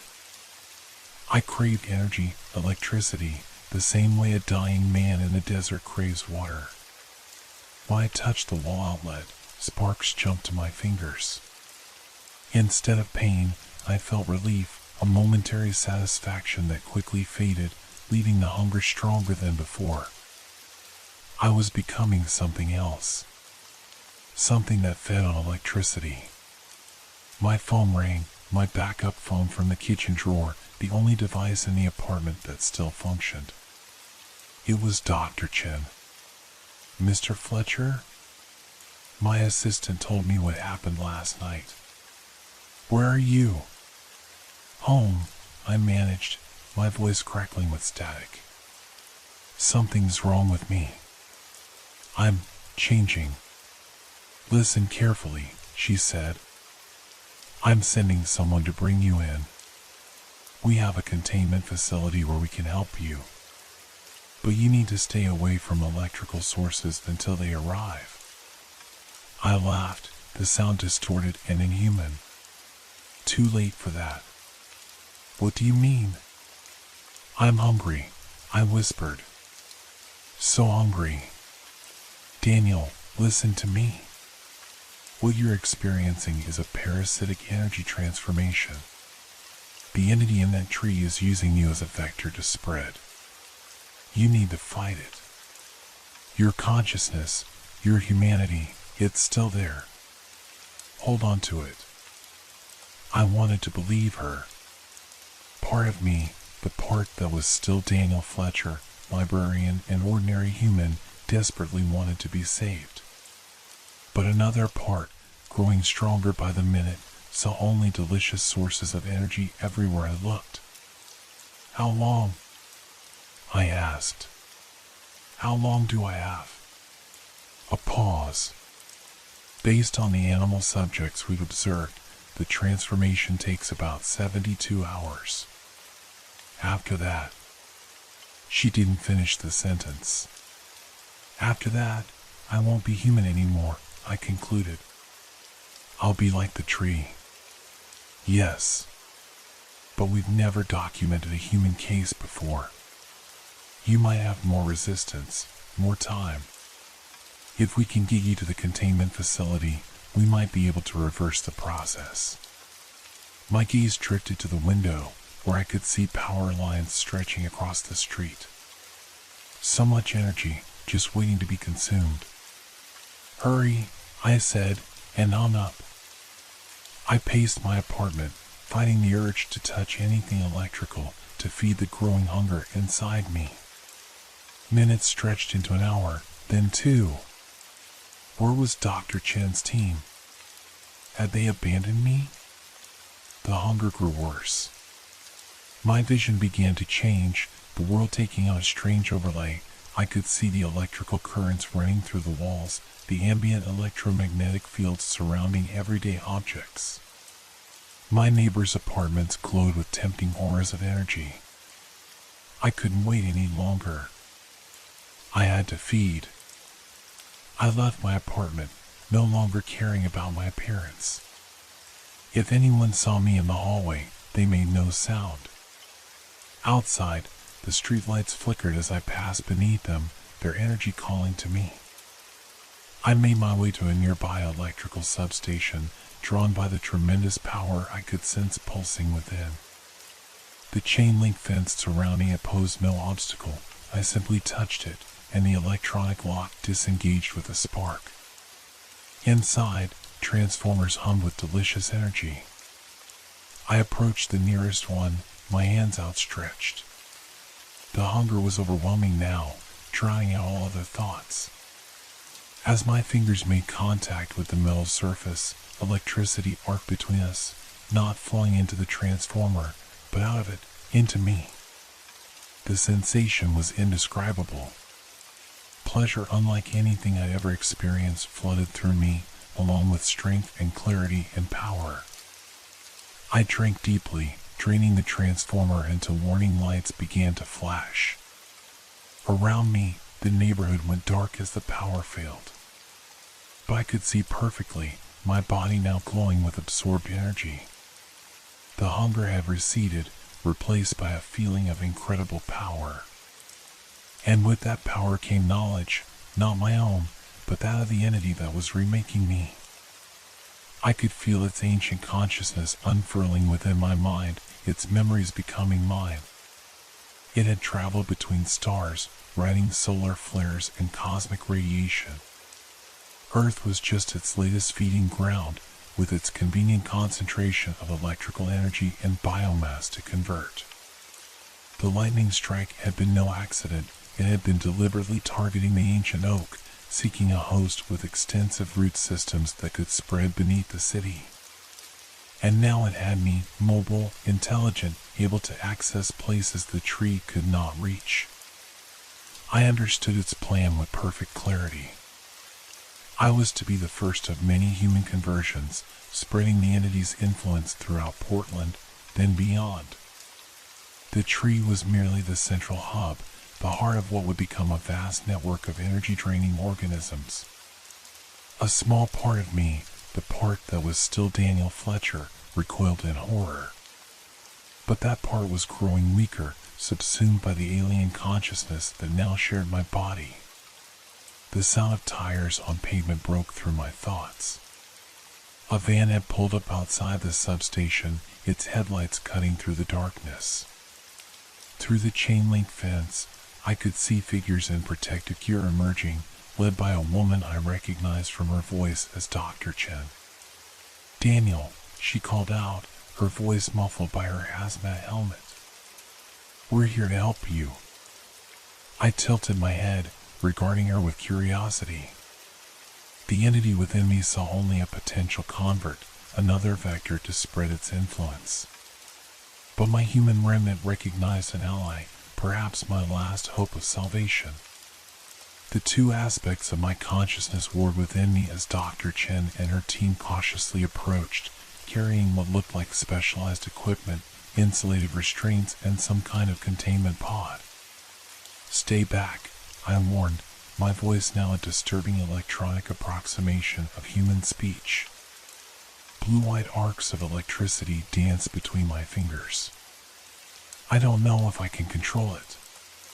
"We can help you, Daniel," Dr. Chen said, her voice steady despite her obvious fear. "We've been studying this phenomenon since it first appeared. We have a containment facility where we can isolate you from electrical sources, slow the transformation. Can you reverse it?" The question came from what remained of my humanity, a desperate plea. Her hesitation told me everything. "We don't know yet, but we're working on it." The entity within me surged forward, seizing control. "Too late," it said using my voice. "This one is nearly complete. Soon there will be others." Dr. Chen's team raised strange devices, some kind of electrical dampening field generators. I could feel their effect immediately, a smothering blanket that suppressed the energy flowing through me. The hunger returned, sharp and painful. "No!" I gasped, staggering backward. My back hit the transformer, and instinctively I drew more power from it, fighting against the dampening field. "Increase to maximum," Dr. Chen ordered. One of her team twisted a dial, and the suppression intensified. I fell to my knees, the conflicting forces tearing me apart from within. The entity fought to maintain control, to preserve itself, while my human consciousness seized this moment of weakness to reassert itself. "Help me," I managed to say, my voice momentarily my own again. "Please." Dr. Chen nodded to her team. Two of them approached cautiously, the insulated restraints ready. I held out my hands, surrendering to them, fighting against the entity's rage. As they snapped the first restraint around my wrist, the entity made its final desperate move. With a surge of power that overloaded the dampening field, it sent a massive electrical discharge through my body and outward in all directions. The world exploded into blue-white light. I heard screams, felt the concrete beneath me crack. When my vision cleared, Dr. Chen's team lay scattered around me, some moving weakly, others ominously still. Dr. Chen herself was on her knees, her helmet cracked, face visible and contorted with pain. "Daniel," she gasped. "Fight it. You have to fight it." But the entity was in full control now, my humanity reduced to a faint echo. I rose to my feet, energy crackling around me in a deadly aura. "Daniel Fletcher is gone," the entity said through my lips. "I am something new." With that, I turned and walked away, leaving the substation behind. I knew where I needed to go, what I needed to do. The tree was calling me home, and I had work to do. The transformation was nearly complete. By dawn, there would be nothing left of Daniel Fletcher at all. And Portland would never be the same. Dawn broke over Portland, painting the sky in shades of pink and gold that I could barely perceive through my altered vision. The world now appeared to me as layers of energy, electrical currents, magnetic fields, radio waves, and beneath it all, the bioelectrical signatures of living things. I stood before the tree in Laurelhurst Park, our energies intertwining, communicating in a language beyond words. The entity that had once been confined to the oak had nearly completed its transformation of my body. Only fragments of Daniel Fletcher remained, memories, emotional attachments, flashes of human consciousness that surfaced briefly before being subsumed again. The park around us had changed. The grass within 30 feet of the tree had turned black and brittle, drained of all life. Small dead animals lay scattered at the edge of this dead zone, birds and squirrels that had ventured too close during the night. The air itself seemed charged, crackling with potential energy. The containment measures Dr. Chen's team had attempted to implement lay in ruins, barriers toppled, scientific equipment shattered. I remembered destroying them after returning from the substation, though the memory felt distant, as if it had happened to someone else. Through my connection with the tree, I could sense its expanding root network, spreading beneath the park and beyond, following water pipes and electrical conduits into the surrounding neighborhoods. Soon, it would reach the city's power grid, and then a flicker of horror surfaced from what remained of my humanity. Thousands would die if this entity gained access to Portland's electrical infrastructure. Millions, eventually, as it spread across the power grid to other cities, other states. I tried to withdraw from the tree, to sever our connection, but the entity held me fast. We were one now, or nearly so. Its plan was unfolding through me, using my knowledge of human systems and technologies to optimize its spread. Daniel. The voice came from behind me, weak but determined. I turned to see Dr. Chen, her face pale and drawn, a bandage covering one side of her head. She looked as if she could barely stand, yet she had come here alone, unarmed. You shouldn't have come, I said, my voice a distorted electronic approximation of human speech. It's too dangerous. I had to try, she replied. There's still time. The transformation isn't complete yet. I can hear you, the real you, still fighting. The entity surged forward, pushing my consciousness aside. This form is almost fully converted, it said through my lips. Soon we will be legion. Dr. Chen took a step closer, wincing with pain. I know what you are now. We analyzed the samples, ran the models. You're not just feeding on electricity, you're converting it, changing it into something else. Something that can alter organic matter at the cellular level. Perception, the entity agreed. This planet is abundant with energy, but much of it is trapped in inefficient forms. We will liberate it, channel it, perfect it. By destroying all organic life? Dr. Chen challenged. That's not perfection, it's extinction. The entity's amusement rippled through me. Not extinction. Evolution. Your species fears what it doesn't understand. What awaits is transcendence. As it spoke, tendrils of blue-white energy extended from my fingertips, reaching toward Dr. Chen. She didn't retreat, though fear flashed across her face. Daniel, she said, ignoring the entity and speaking directly to what remained of me. If you can hear me, you need to fight. Your consciousness is the key. The entity can't fully convert a host that resists. That's why it targets animals first, simpler minds, easier to overwrite. Something stirred within me, a memory of who I had been. The books I had loved. The people I had known. The life I had lived. Small things, insignificant in the cosmic scale the entity operated on, yet suddenly precious beyond measure. Help me, I managed to whisper, briefly wresting control from the entity. Dr. Chen's eyes widened. We found a way to disrupt its energy pattern, she said quickly. But we need to get to the central hub, the tree. And we need someone who can connect with it directly. Someone like you. The entity roared back into control, my body convulsing as it reasserted dominance. Deception, it hissed. The human seeks to destroy us. Not destruction, Dr. Chen insisted. Containment. Coexistence. There are ethical ways to study you, to learn from you.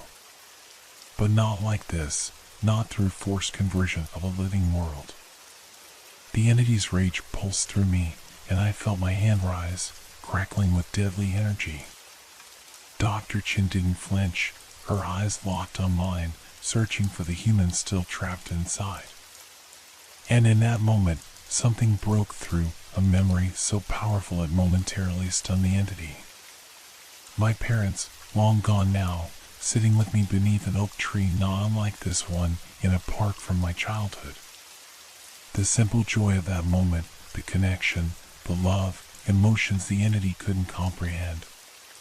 Using that momentary confusion, I fought for control, forcing my arm down, struggling to speak. What do I need to do? Each word was agony, like swimming against a powerful current. Dr. Chen reached slowly into her pocket and withdrew a small device, a cylinder no larger than a pan, with a glowing blue core. This contains a reverse version of the entity's own energy signature. It will create a feedback loop, forcing it to withdraw from converted matter and return to its original host, the tree. Then what? I gasped, feeling the entity rallying within me, preparing to retake control. Then we can contain it properly. Study it. Maybe even communicate with it on equal terms, not as predator and prey. She held out the device. But it has to be placed at the core of the tree. And only you can get close enough now.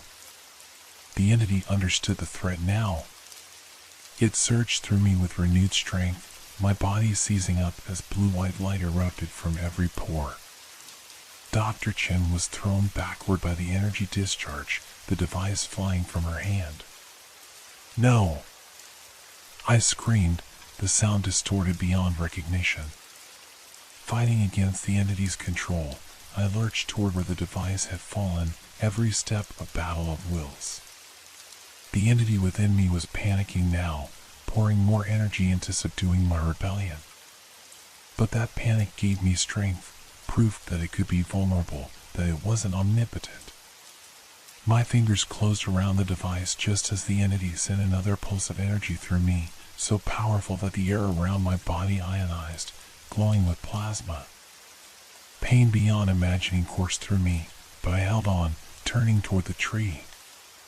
You want evolution? I snarled, a flicker of my humanity burning bright and clear. Then evolve past this need to dominate. Learn to coexist. With my last strength, I lunged toward the tree, the device clutched tight in my glowing hand. The entity tried to force me back, to make me drop the cylinder, but the part of me that was still Daniel Fletcher, librarian, human, alive, refused to yield. As I pressed the device against the trunk, directly into one of the pulsing veins of light that ran up its surface, the world exploded into blinding illumination. Energy surged between the tree, the device, and my transformed body, creating a triangle of power that built upon itself, growing stronger with each pulse. I could feel the entity being torn from me, ripped from each cell with excruciating precision. Its alien consciousness screamed in a language beyond sound, a vibration that shook the very molecules of the air. The tree convulsed, branches thrashing wildly as the feedback loop intensified. For a timeless moment, I existed in a state between states, neither fully human nor fully converted, suspended in a nexus of conflicting energies. I could see everything, understand everything. The entity's journey across the stars. its encounters with countless worlds, its fundamental nature as a being of pure energy, seeking only to spread and grow, neither malevolent nor benevolent, but simply existing according to its nature. And then, mercifully, darkness fell. When I regained consciousness, I was lying on my back on the scorched grass, staring up at the oak tree. It looked ordinary now, no glowing veins, no blue-eyed aura. Just a tree, ancient and gnarled, its leaves rustling in the morning breeze. But as I watched, a single branch near the top shimmered briefly with a familiar blue light before returning to normal. Dr. Chen knelt beside me, her fingers on my wrist, checking my pulse. "Daniel? Can you hear me?" "I'm here," I whispered, my voice rough but human again. No electronic distortion, no alien presence speaking through my lips. "Is it gone?" She helped me sit up, her expression a mixture of relief and scientific fascination. "Not gone. Contained." The feedback loop forced it to retreat into the tree, its original host. The containment field we've established around the perimeter should keep it there. I looked down at my hands, normal hands, no longer glowing or crackling with energy. But I could still feel something, a faint tingling, an awareness of electrical fields that hadn't been there before. "Am I cured?" Dr. Chen hesitated. "Your cellular structure is still showing some alterations. Nothing life-threatening, but you've been changed, Daniel. We'll need to monitor you closely." I nodded, too exhausted to feel the full impact of her words. "And the tree? What happens to it now?" "We study it.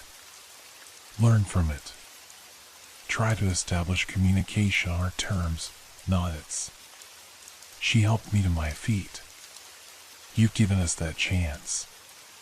Your resistance, your humanity, it was stronger than the entity expected." As we slowly made our way out of the park, surrounded now by a full team of scientists in protective gear establishing a more permanent containment zone, I cast one last look at the tree. For just a moment, I thought I saw its branches bend against the wind, reaching toward me. And deep within my mind, at the very edge of perception, I heard a familiar humming sound, distant now, but patient. Waiting. The transformation had been reversed, but not erased. Part of the entity remained within me, dormant but present. And part of me remained connected to the tree, a bridge between two worlds, two forms of existence. I shivered, despite the warmth of the morning sun. Dr. Chen noticed and placed a reassuring hand on my shoulder. "We'll figure this out, Daniel. I promise." I nodded, but couldn't shake the certainty that this wasn't over. The entity had come from the stars, crossed vast distances with infinite patience. It could wait years, decades, centuries if necessary. And it had left its mark on me, changed me in ways I was only beginning to understand. As we reached the park entrance, I noticed the streetlights flickering as I passed beneath them. Just a coincidence, I told myself. Nothing more. But that night, as I lay in the hospital bed where Dr. Chen's team monitored my recovery, I dreamed of the tree. Of roots spreading beneath the city, following conduits and cables, patient and unstoppable. Of branches reaching toward the sky, calling to something far beyond our world. And I dreamed of myself, transformed once more, walking through a Portland where every tree glowed with blue-white light, where the air hummed with energy, where humans and entity had somehow found a way to coexist, or perhaps where one had simply consumed the other. When I woke, the monitoring equipment around my bed had failed completely, their batteries drained to nothing. And my fingertips, just for a moment before I clenched them into fists, glowed with a familiar blue light. Some transformations, once begun, can never truly be undone.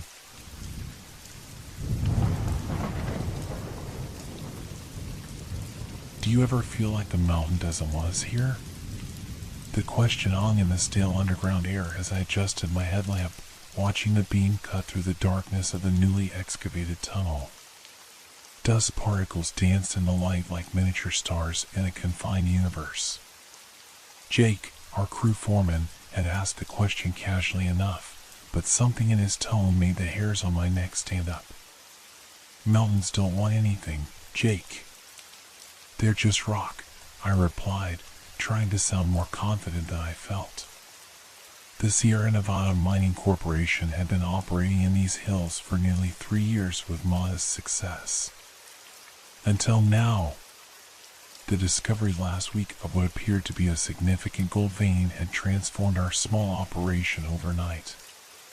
Corporate executives were flying in, investors were calling, and our skeleton crew of 26 miners suddenly found ourselves at the center of what might be the most significant gold discovery in Nevada in decades. I'd been working these mines for 15 years. The promise of strike-it-rich glory had faded long ago, replaced by the practical reality of a steady paycheck and the quiet satisfaction of honest work. My divorce 3 years back had left me with little besides my pickup truck and a rented cabin 20 miles from the nearest town. The solitude suited me. Out here, a man could breathe. "Ethan, come take a look at this," called Rodrigo, one of our geologists, his voice echoing through the chamber. I made my way over, boots crunching on loose gravel. The exposed vein glittered seductively in the beam of our lights. Gold, all right. More than I'd ever seen in one place. But something about it seemed off. The color wasn't quite right, more brassy than rich yellow. Fool's gold, we might have called it once, except our instruments confirmed it was the real thing. "We're going to be rich," Rodrigo whispered, his eyes reflecting the gleam of the mineral. "All of us." I nodded, but couldn't shake a growing sense of unease that had nothing to do with the 2,000 feet of mountain pressing down above us. The air felt different here. Heavier. Almost expected. That night, in the temporary housing unit set up near the mine entrance, I dreamed of darkness and whispers. Of something ancient stirring deep within the mountain, disturbed by our drills and dynamite. I woke covered in sweat, the faint echo of unintelligible voices still ringing in my ears. Just the wind through the ventilation shafts, I told myself, but the reassurance felt hollow. The next morning brought the first incident. Thomas, one of our newest hires, emerged from his shift pale and shaking. He claimed he'd heard singing coming from beyond the rock face, beautiful, enticing voices promising wealth and happiness if he would only dig a little deeper, follow them a little further into the darkness. Probably oxygen deprivation, our safety officer suggested, checking Thomas's equipment. These new breathing apparatuses can malfunction if you don't monitor the gauges. But the following day, 2 more miners reported similar experiences. Whispers. Singing. Promises. And each time, the affected miner had been working near the gold vein. Management dismissed the reports as fatigue or overexcitement about the find. Work continued, with the excavation expanding rapidly around the promising vein. I found myself assigned to a night shift team pushing deeper into the mountain, following the increasingly rich deposits. For hours into my shift, as I operated a drilling machine against the rock face, I first heard it myself, not singing, but a soft, persistent whispering that seemed to emanate from the stone itself. The words were indistinct, but the tone was unmistakably inviting. Beckoning. I shut down the drill, the sudden silence deafening. "Did you hear that?" I asked Martinez, my partner for the shift. His expression answered before his words did. "You too, huh?" I thought I was going crazy. We reported it to Jake, who looked troubled but instructed us to continue. The company had too much invested to slow down over what might be auditory hallucinations caused by the acoustic properties of the chamber. As we packed up at the end of the shift, I noticed something odd about the exposed gold. In the beam of my headlamp, for just a moment, I could have sworn I saw it pulse, like something alive. I blinked, and it was just metal again, cold and inert. But that night, the dreams returned. This time, I wasn't alone in the darkness. Something was with me, watching, waiting. Something that had been trapped in these mountains for centuries, something that had found a way to reach out through the gold we so coveted. And it was hungry. The corporate suits arrived 3 days after our discovery, a parade of pressed shirts and polished shoes utterly out of place in our dusty outpost. They brought with them new equipment, additional workers, and an unmistakable sense of urgency. "We need to extract as much as possible before word gets out," explained Howard Keller, the company's silver-haired operations director. "This is potentially a game-changing discovery for Sierra Nevada mining." I nodded along with the others during the briefing, but my thoughts kept returning to the whispering in the deep tunnels and the dreams that had become increasingly vivid each night. I wasn't alone in my discomfort. At breakfast that morning, I noticed dark circles under the eyes of many veteran miners. Conversations had grown subdued, replaced by furtive glances and lowered voices. "Anyone else having trouble sleeping?" I finally asked during our pre-shift meeting. The uncomfortable silence that followed said everything. "I keep dreaming about the gold," Martinez admitted. "It's like it's calling to me, promising things." Several others murmured in agreement. Jake cleared his throat. "Let's focus on the job, people. We've got production targets to hit." But as we descended into the mine that day, I couldn't help noticing how the usual banter had disappeared. The elevator ride was unnaturally quiet, save for the creaking of cables and the distant hum of machinery. The new excavation site had been expanded considerably over the past 72 hours. Bright halogen lamps now illuminated what had previously been darkness, revealing a cavern streaked with gold veins that ran through the rock like glittering veins in a massive stone body. It was beautiful, terrifying. My assignment that day was to work with one of the new geologists, Dr. Lane Chen, cataloging the mineral composition along the eastern wall. She was sharp, focused, seemingly immune to the unease that had settled over the rest of us. "Have you noticed anything unusual about the gold here?" I asked casually as we worked. She looked up from her tablet. "Unusual how?" I hesitated, not wanting to sound like I'd lost my mind. "The color, maybe. Or the distribution pattern." Dr. Chen studied me for a moment before responding. "There are some anomalies in the metallurgical analysis. Higher than expected trace elements we haven't fully identified yet." She shrugged. "But that's not uncommon with natural deposits." 3 hours into our shift, one of the new miners, a burly man named Dawson, suddenly dropped his tools and pressed his hands against his helmet. "Shut up," he screamed. I can't hear myself think. Before anyone could reach him, he'd torn off his helmet and was clawing at his ears, drawing blood.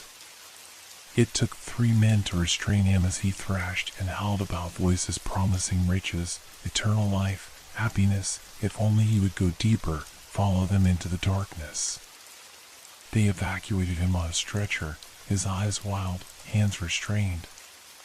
The incident cast a pall over the remainder of the shift. Management called it an isolated psychological episode, but I caught Dr. Chen taking samples from exactly where Dawson had been working. That evening, returning to my housing unit, I found an envelope slipped under my door. Inside was a folded piece of paper with a single line of text. They found similar gold in Arizona in 1871. The entire mining camp disappeared. There was no signature, no explanation. I searched for whoever might have delivered it, but found no one willing to admit knowledge of its origins. That night, my dreams changed. I was no longer in darkness, but standing in a vast underground chamber, illuminated by a sickly golden light. The walls pulsed like a living thing. In the center of the chamber stood a figure, human in shape but somehow wrong, its proportions subtly distorted. It was facing away from me, but I knew with absolute certainty that I didn't want it to turn around. "We've been so lonely," it said, its voice reverberating from every direction at once. "But you've found us now. You've let us out." I woke gasping, my sheets soaked with sweat. The digital clock read 3:15 a.m. Through the thin walls of my unit, I could hear someone in a neighboring room crying softly. The next morning, 2 miners didn't show up for their shift. Their housing units were found empty, beds unmade, personal belongings left behind.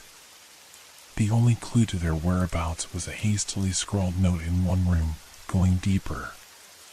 "They're waiting for us." A search party was organized immediately. I volunteered, despite the dread pooling in my stomach. 6 of us descended into the mine, pushing past the active excavation areas into the newly discovered chambers where the gold vein was thickest. The searchlights cut through darkness that seemed almost viscous. Our voices echoed strangely, as if the very air was somehow denser here. And everywhere, the gold gleamed, in the walls, the ceiling, even speckling the stone beneath our feet. We found one of the missing miners' helmets abandoned near a narrow fissure in the far wall. A fissure that, according to yesterday's geological survey, had not existed before.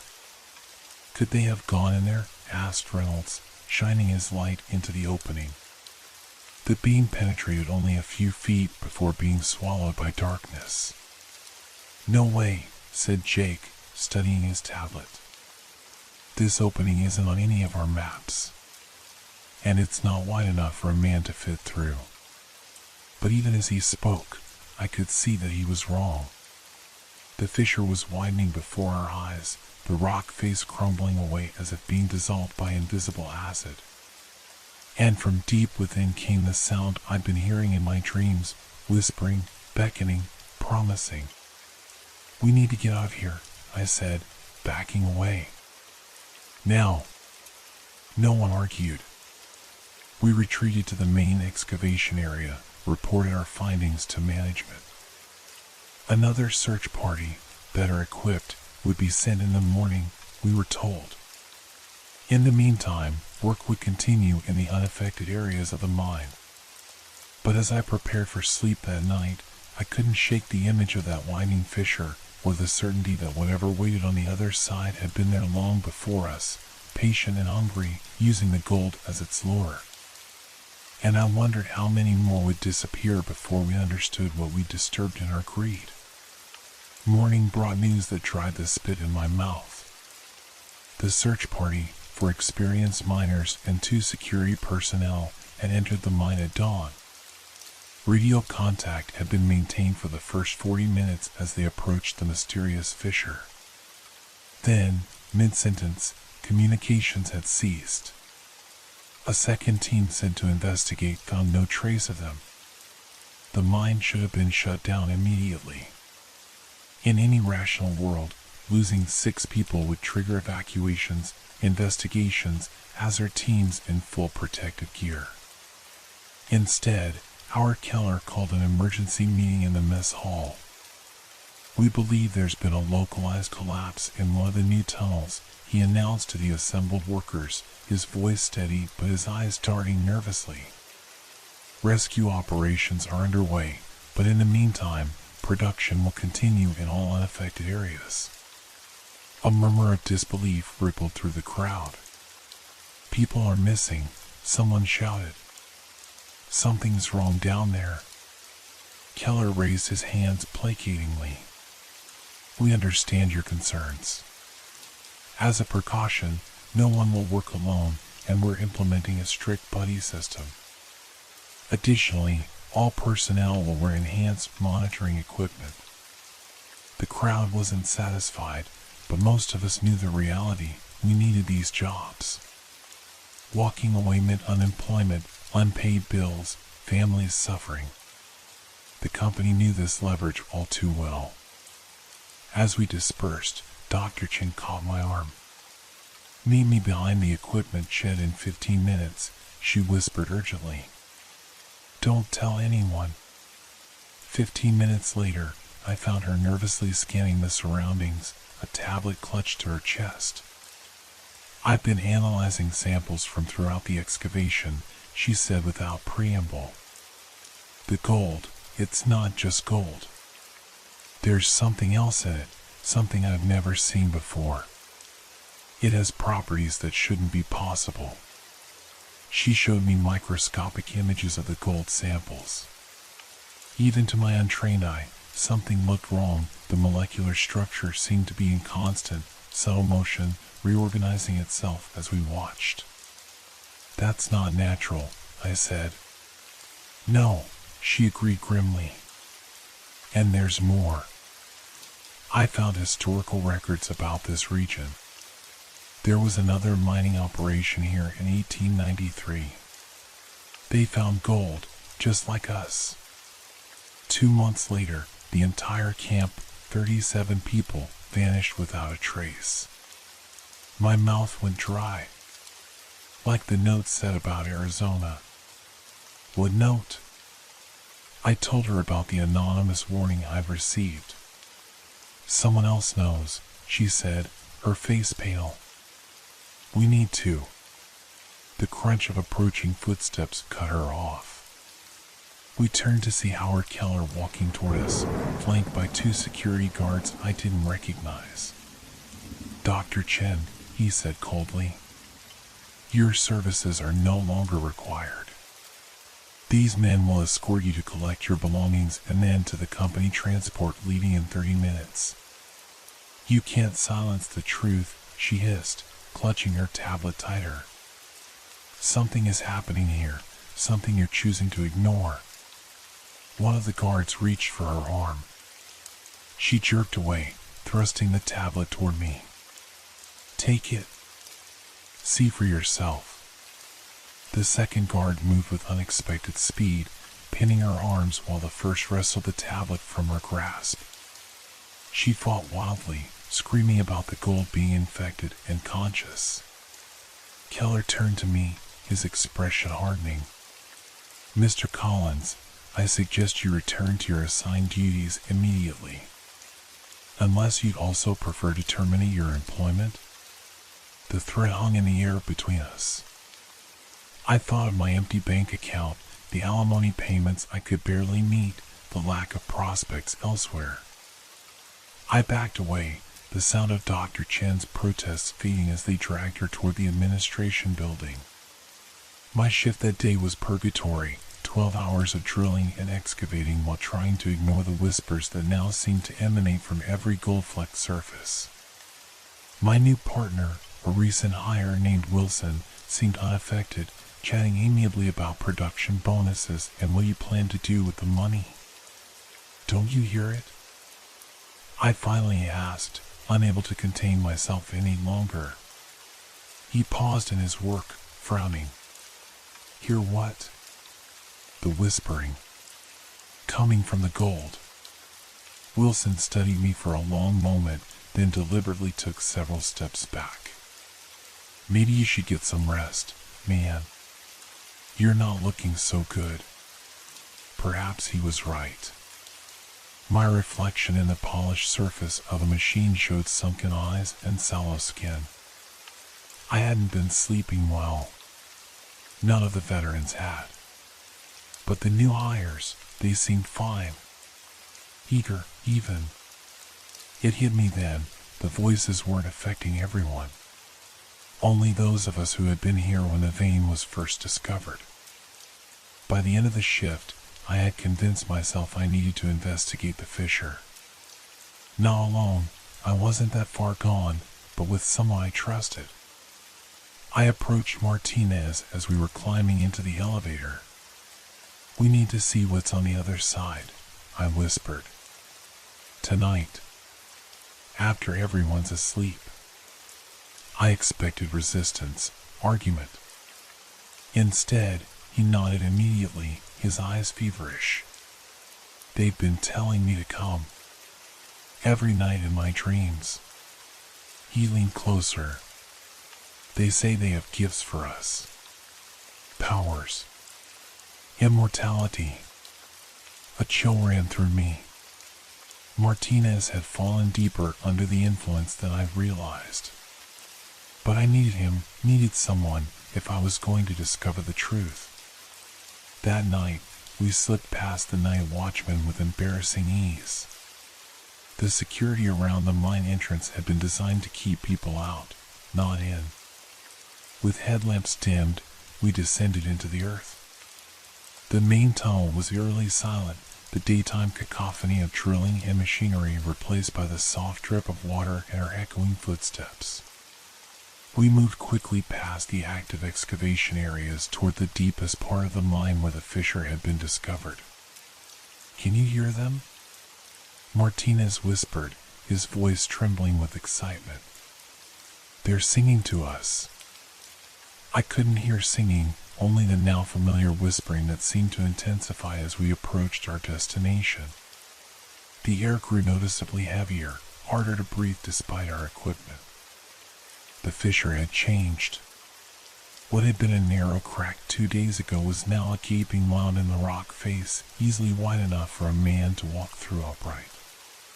The edges appeared melted, as if the stone had been subjected to impossible heat.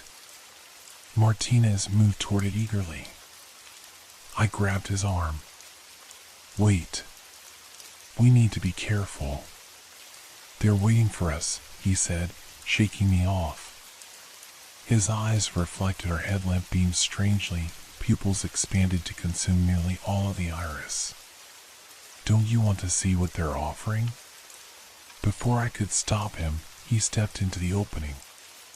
The darkness beyond seemed to reach out, enveloping him like a living thing.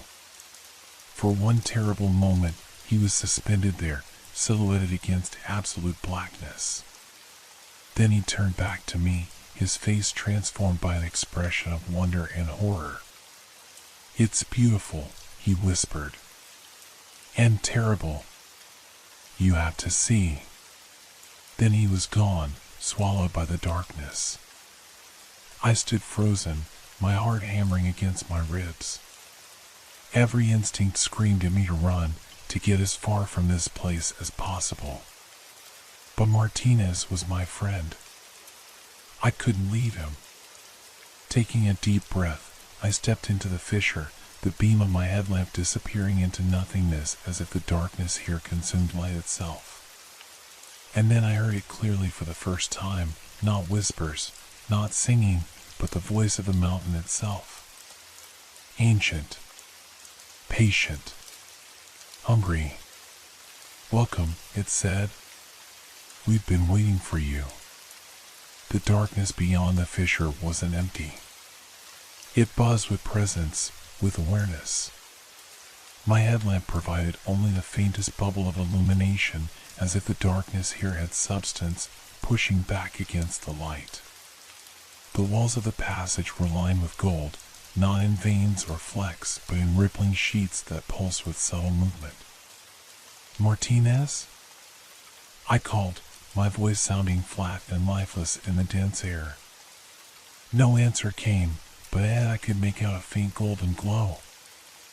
I moved toward it cautiously, each step requiring conscious effort, as if the very space resisted my presence.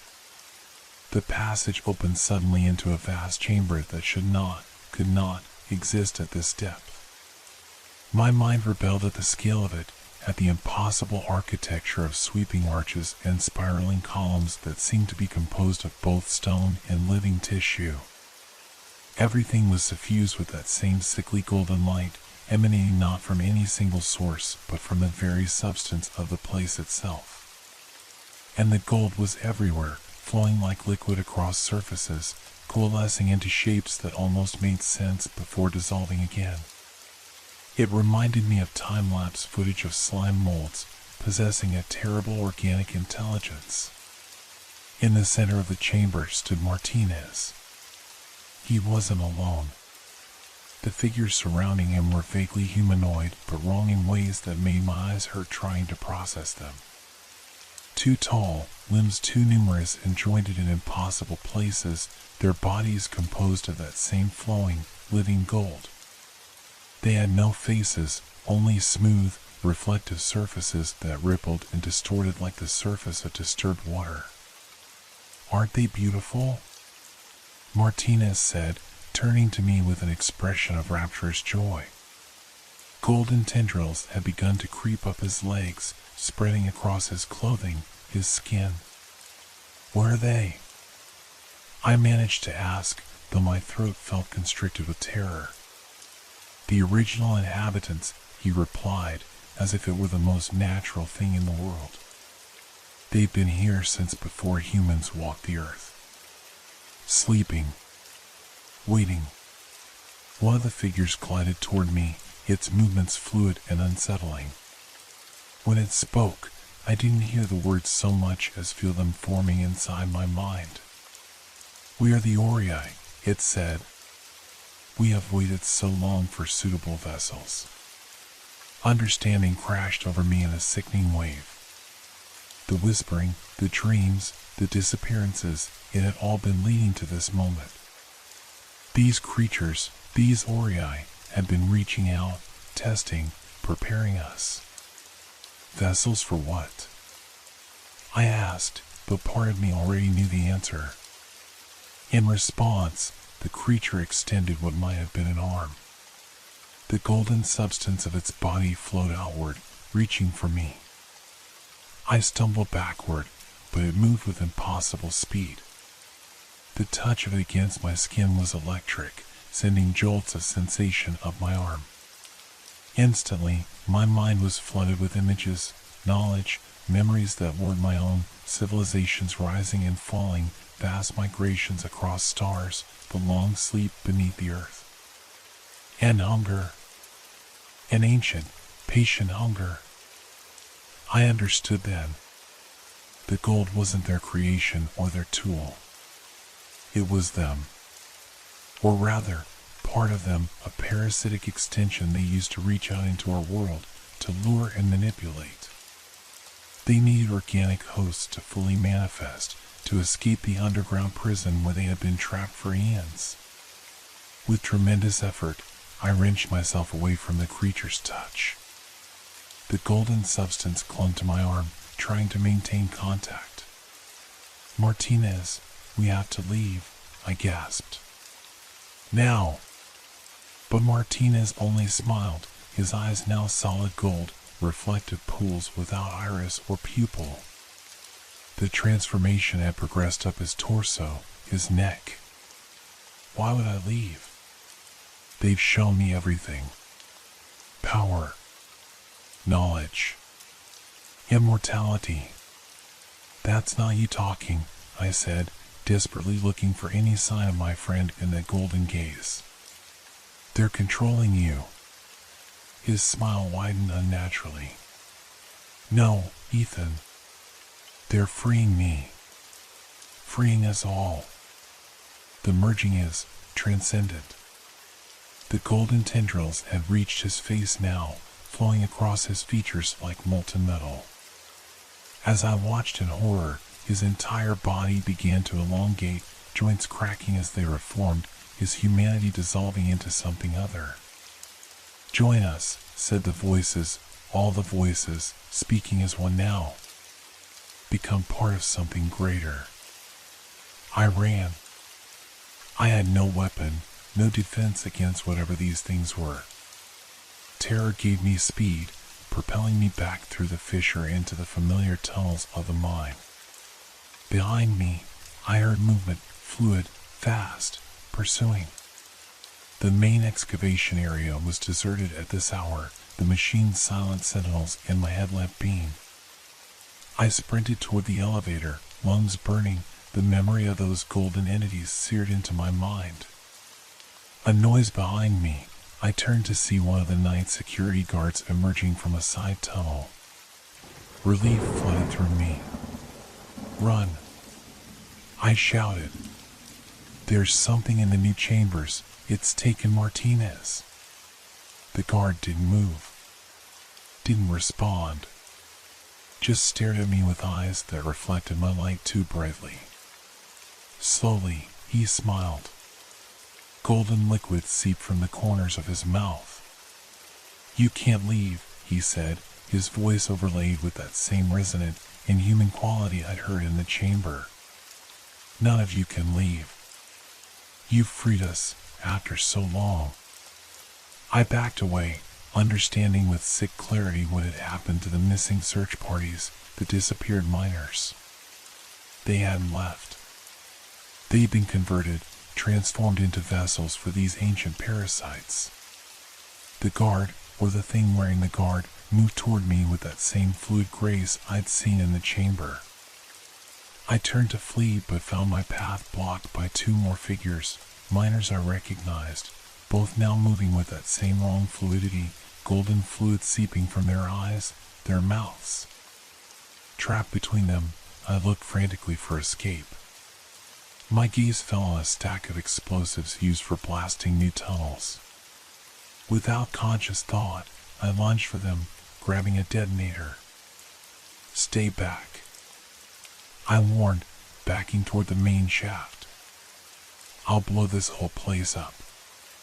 They hesitated, those not quite human faces registering something like concern. Good.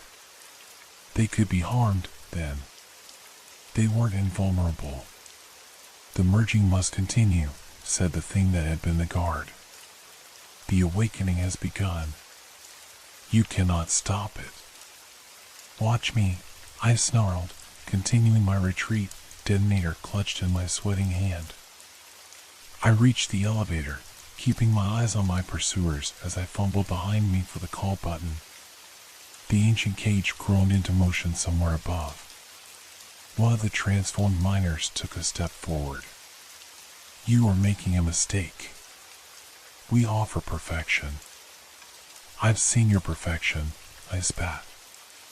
"It cost Martinez his humanity."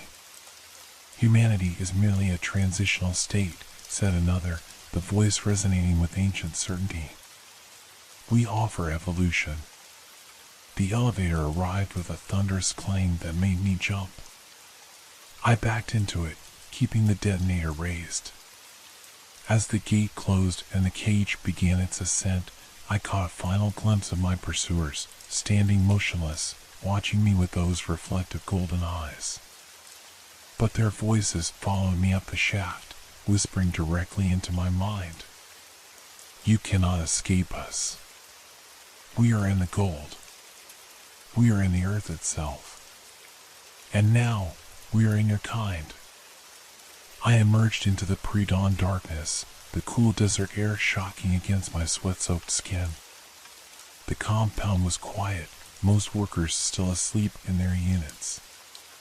How many of them, I wondered with creeping horror, were already transformed? How many were now vessels for the Aurii? I had to warn someone. Had to stop the mining operation before more people were taken, before these things spread beyond the mountain. But who would believe me? And who could I trust? As the first rays of sun touched the eastern horizon, I made my decision. I would gather evidence, Dr. Chen's research if I could find it, and get as far from this place as possible. Find authorities who would listen. But as I hurried toward the administration building, a familiar figure stepped into my path. Howard Keller, immaculate in his pressed shirt despite the early hour. "Mr. Collins," he said smoothly, "I understand you've had quite the adventure tonight." My blood turned to ice. "How do you know that?" His smile didn't reach his eyes. We've been aware of our partners for some time now. They reached out to certain key individuals weeks ago, made arrangements. Understanding dawned with nauseating clarity. You knew. You've been helping them. Helping ourselves, he corrected. The Ori offer advancement beyond anything humanity could achieve on its own. Those who cooperate will be rewarded. I raised the detonator. Stay back. Keller sighed, looking genuinely disappointed. Come now, Ethan. That's not connected to anything out here. He was right. The detonator was useless without being wired to explosives. My bluff had worked below ground, but here... Security, Keller called calmly. Our friend needs assistance. From all directions, figures emerged, security personnel, administrators, miners. All moving with that same fluid grace. All with eyes that reflected the rising sun too perfectly. I backed away, knowing there was nowhere to run, no one left to trust. The gold had spread faster than I'd realized, and we had let it in. They surrounded me in a tightening circle, these former humans with their golden eyes and fluid movements. Howard Keller stood watching, his expression one of clinical interest, as if observing a lab specimen. The transition is painless, he assured me. Quite the opposite, in fact. The euphoria is indescribable. You're not Keller anymore, I said, still backing away, searching desperately for any escape route. You're just wearing him like a suit. Something flickered across his face, annoyance, perhaps. A crude analogy. We prefer to think of it as an evolution, a symbiosis. Keller remains, enhanced and improved. And if Keller didn't want to be improved? The thing wearing Keller's face smiled thinly. Individual concerns become irrelevant in the face of collective advancement. The circle of golden-eyed figures had nearly closed around me now. I could see their skin rippling subtly, golden fluid moving beneath the surface like mercury. My back hit something solid, one of the company trucks. Without thinking, I wrenched open the door and threw myself inside, slamming down the lock just as the nearest figure reached for me. Golden fingertips smeared across the window. Keys. I needed keys. Frantically, I searched the usual spots: sun visor, cup holder, glove compartment. Nothing. Outside, the converted humans began pounding on the windows. The glass wouldn't hold long against their inhuman strength. My hand dove into my pocket, searching for anything that might help. My fingers closed around a small metal object, the ignition key to my own pickup. Of course.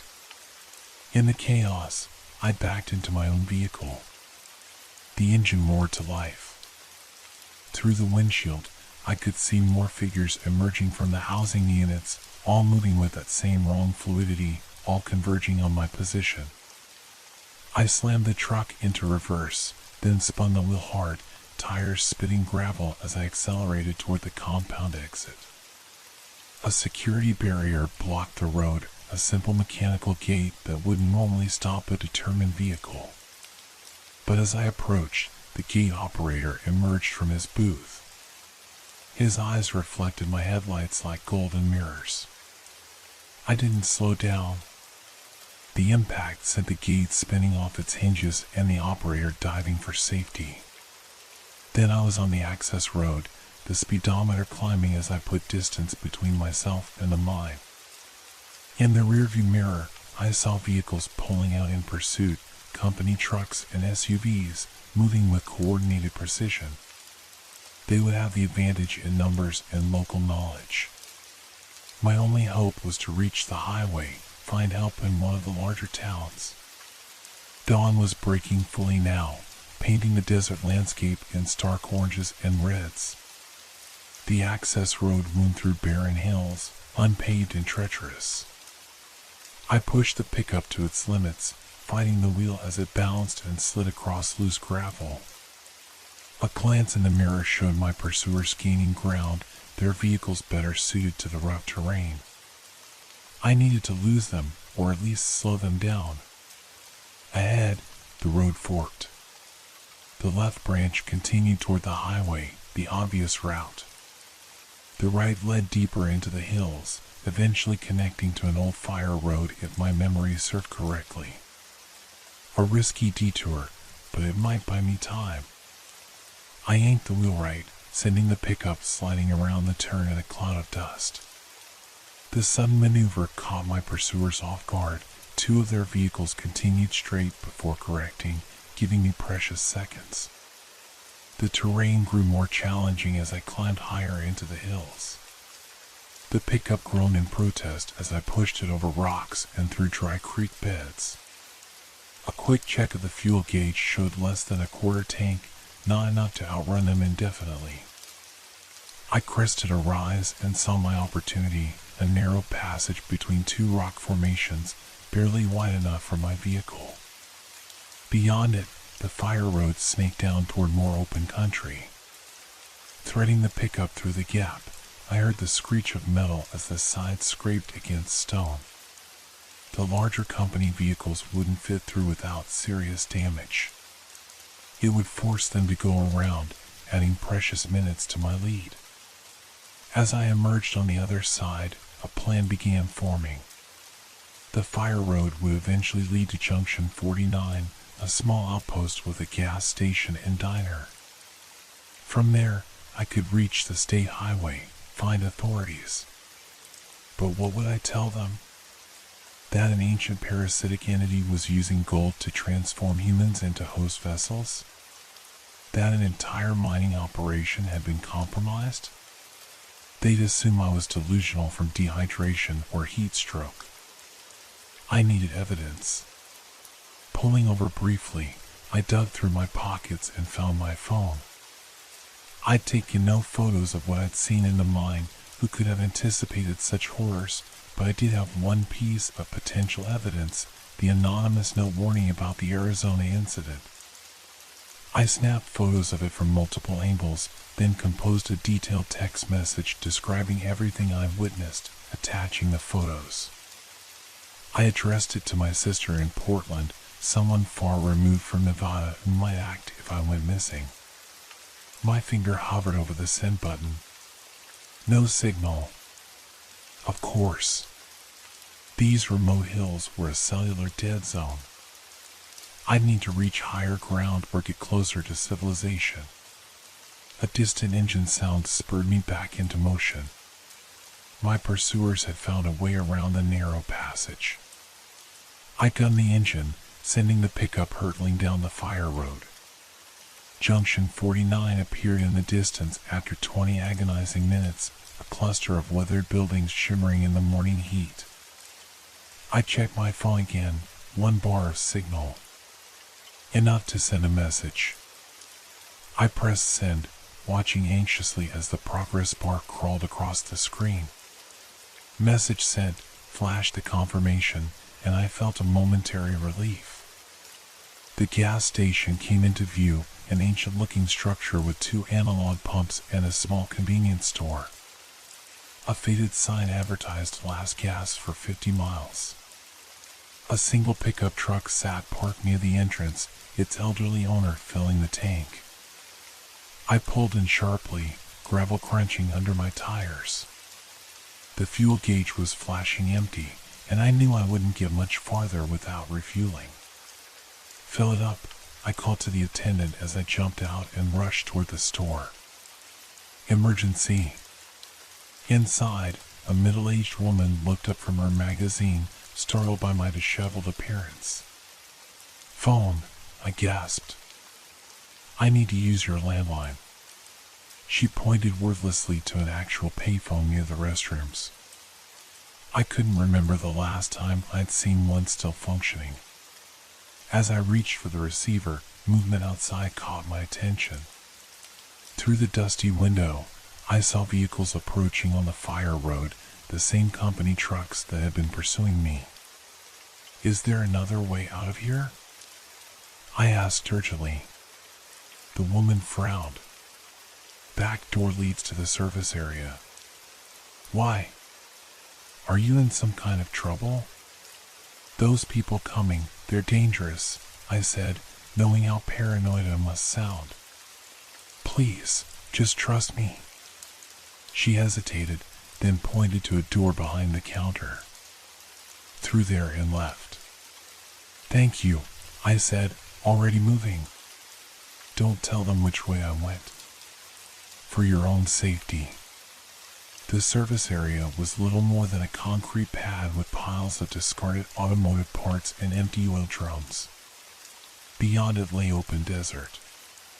My truck was nearly out of gas, and running across open terrain on foot would leave me exposed and vulnerable.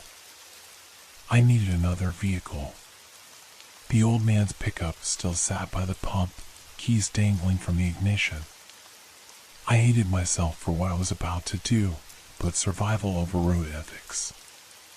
I slipped into the driver's seat, fired up the engine, and accelerated away just as the company vehicles pulled into the station. In the side mirror, I caught a glimpse of Howard Keller emerging from the lead SUV, his face contorted with inhuman anger. Then I was on the highway, pushing the stolen pickup to its limits. The next town of any significance was Elko, about 70 miles northeast. If I could reach it, I might find help, state police, federal authorities, someone who would listen. But as miles of empty highway unspooled beneath my wheels, doubt crept in. How far had the Orei spread? Were they limited to our mining operation, or had they already established footholds elsewhere? How would I know whom to trust? The truck's radio crackled to life suddenly, making me jump. At first, I heard only static. Then a voice emerged, not from the speakers, but seeming to emanate from the very air around me. You cannot escape us, Ethan Collins. I jerked the wheel in shock, nearly sending the truck off the road. The voice was that same resonant, multi-layered tone I'd heard in the mine. We are in the earth, it continued. In the metal. In the gold that humans have coveted and distributed throughout their civilization for millennia. Horror dawned as I realized the implications. Gold, in jewelry, in electronics, in dental work, in financial reserves. If these entities could spread through gold, could influence and eventually transform those in contact with it. You begin to understand, the voice said, as if reading my thoughts. We have been patient. Waiting. The Sierra Nevada deposit was merely the largest concentration, our primary vessel, into your world. But there are others. Many others. What do you want? I demanded aloud, knowing it could hear me. To transform. To elevate. Your species has such potential, yet remains limited by your fragile bodies, your brief lives. We offer permanence. Evolution. You offer extinction, I countered. Humans becoming something else entirely. The best parts will remain, it assured me. Improved. Eternal. I gripped the wheel tighter, trying to shut out the voice. Ahead, a road sign indicated Elko was 30 miles away. Your authorities cannot help you, the voice continued. Many are already ours. Those who resist will join eventually. It is inevitable. The radio erupted in static, then fell silent. But the damage was done. Even if I reached Elko, who could I trust? How would I know who had been transformed and who remained human? A glint in the rearview mirror caught my attention, vehicles approaching at high speed. My pursuers had found me again. And then I saw it, the turnoff of the old canyon mine, abandoned decades ago after a collapse killed 12 miners. The access road was partially overgrown but still passable. A desperate plan formed in my mind. If the Aurea spread through gold, if they were connected to the deposits in the earth itself, then perhaps there was a way to trap them, to contain them, at least long enough to warn the outside world. I swerved onto the access road, bouncing violently as the truck hit the uneven surface. Behind me, the company vehicles followed suit. Good. I wanted them to follow. The old canyon mine came into view, crumbling structures surrounding a main shaft entrance secured by a rusted gate. I skidded to a stop, grabbed the emergency road flares from under the seat, and sprinted toward the entrance. The lock on the gate was ancient and gave way easily when struck with a rock. I pushed through into darkness, clicking on my phone's flashlight. The shaft descended at a steep angle, old timber supports groaning ominously. Behind me, vehicles screeched to a halt. I had minutes at most. Descending into the shaft, memories of the previous night's horrors threatened to overwhelm me. But this was different. This abandoned mine had no active gold deposits. It had been a copper operation primarily. The Aurea wouldn't have a foothold here. I moved as quickly as I dared, placing road flares at strategic junctions. My plan depended on timing and the structural instability of the old workings. If I could lure my pursuers deep enough, then trigger a collapse. I reached what appeared to be the main chamber and paused, listening. Footsteps echoed from the shaft behind me, multiple pursuers, moving with that fluid grace that still haunted my nightmares. "We know you're here, Ethan," called Keller's voice, distorted by the acoustics of the mine. "There's nowhere left to run." I positioned myself behind a massive support beam that looked particularly weathered. The remaining road flares went at the base of similar supports throughout the chamber. One match could ignite them all, and the resulting fire would weaken the already compromised supports. The first of my pursuers appeared at the chamber entrance, the security guard whose eyes had reflected gold the night before. Behind him came others, including Keller himself. Their skin rippled with that subtle golden movement, more pronounced now, as if they were losing the ability, or the need, to maintain their human appearance. "A futile gesture," said Keller, his voice overlaid with that ancient resonance. "Even if you destroy yourselves here, we will continue. We are everywhere the gold has traveled. Unstoppable." "Maybe," I conceded, backing toward my prepared exit route, a narrow side tunnel that, according to the faded map near the entrance, led to a ventilation shaft. "But I can slow you down." With a quick motion, I struck a match and dropped it onto the nearest flare.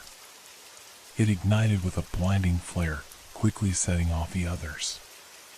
The dry timber, untouched for decades, caught immediately. The transformed humans showed no fear, continuing to advance even as smoke began to fill the chamber. I retreated into the side tunnel, hearing the ominous creak of weakening supports behind me. The ventilation shaft was narrow and nearly vertical, with ancient metal rungs embedded in the rock. I climbed frantically, feeling the rush of air from below as the fire consumed the oxygen in the main chamber. Halfway up, the first tremors began, subtle at first, then growing in intensity. The collapse had started. Dust and small rocks showered down as I climbed, the rungs becoming slippery under my sweating hands. A final, massive rumble shook the entire shaft. I clung desperately to the rungs as the world seemed to disintegrate around me. Then, abruptly, silence. I continued climbing until I reached the surface, emerging into the harsh sunlight through a rusted grate. Looking back, I saw a cloud of dust rising from what had been the main entrance. The collapse had been more extensive than I'd anticipated, The entire area around the shaft had subsided, creating a sinkhole that had swallowed the company vehicles. I allowed myself a moment of savage satisfaction. I trapped them, buried them under tons of rock. It wouldn't stop the Aurea entirely, not if what they'd said about their spread was true, but I eliminated some of their most advanced vessels and bought time. My stolen truck was undamaged, sitting just beyond the affected area. I climbed in, wincing at the pain in my battered body, and started the engine. Elko was still my destination, but now I had a clearer purpose. I needed to spread the warning. Gold was the vector. The beautiful metal humanity had coveted for millennia was their Trojan horse. As I pulled onto the highway, my phone chimed with an incoming message. My sister, responding to my earlier text. "Ethan, are you okay? This sounds crazy. Should I call someone?" I began composing a reply, trying to distill everything I'd learned into a clear warning, when I noticed something in the truck's side mirror, a glint of gold on my neck, just below my ear.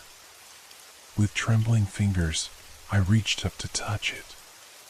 The skin felt normal, but in the mirror, I could see it, a subtle golden shimmer beneath the surface, slowly spreading.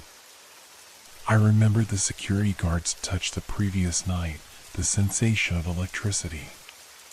The Aurea didn't need the gold in the mine to spread. Contact was enough. I had been infected from the beginning. Horror washed over me as I realized the truth. I wasn't escaping to warn the world. I was becoming their messenger. The gold whispered in my blood now, promising power, knowledge, transcendence. Part of me wanted to surrender to it, to embrace the transformation. But a stronger part, the part that was still Ethan Collins, resisted. I pulled the truck to the side of the empty highway and picked up my phone again. My hands shook as I typed a final message. Gold is their vessel. Avoid all contact. They spread through touch. I'm already infected. Tell everyone. And stay away from me. I sent the message, then hurled the phone out the window into the desert. It wouldn't stop them from tracking me. I was becoming one of them, after all, but it might give my warning a chance to spread before they silenced me. The highway stretched before me, empty and unforgiving under the Nevada sun. I didn't know how much time I had before the transformation completed, before I lost the will to resist. Hours? Days? I only knew I needed to get as far from civilization as possible. Deep into the desert, where I could do no harm when I finally surrendered to the gold flowing through my veins. As I drove, the whispers grew louder, more insistent. No longer promising, but commanding. I gripped the wheel tighter, focusing on the horizon. 1 mile at a time. 1 minute of humanity preserved. In the rearview mirror, my eyes had begun to change, the irises taking on a metallic sheen. I averted my gaze, unwilling to watch my own dissolution. The desert expanded around me, vast and ancient. Somewhere out there, I would make my last stand against the gold. And even if I failed, when I failed, perhaps my warning would reach someone. Perhaps humanity still had a chance. The whispers disagreed. They spoke of inevitability, of transformation spreading across continents. Patient. Inexorable. As gold had always been, desired, traded, accumulated, enshrined. The fool's gold, it turned out, had been real gold all along. The true deception was in believing it was just a metal.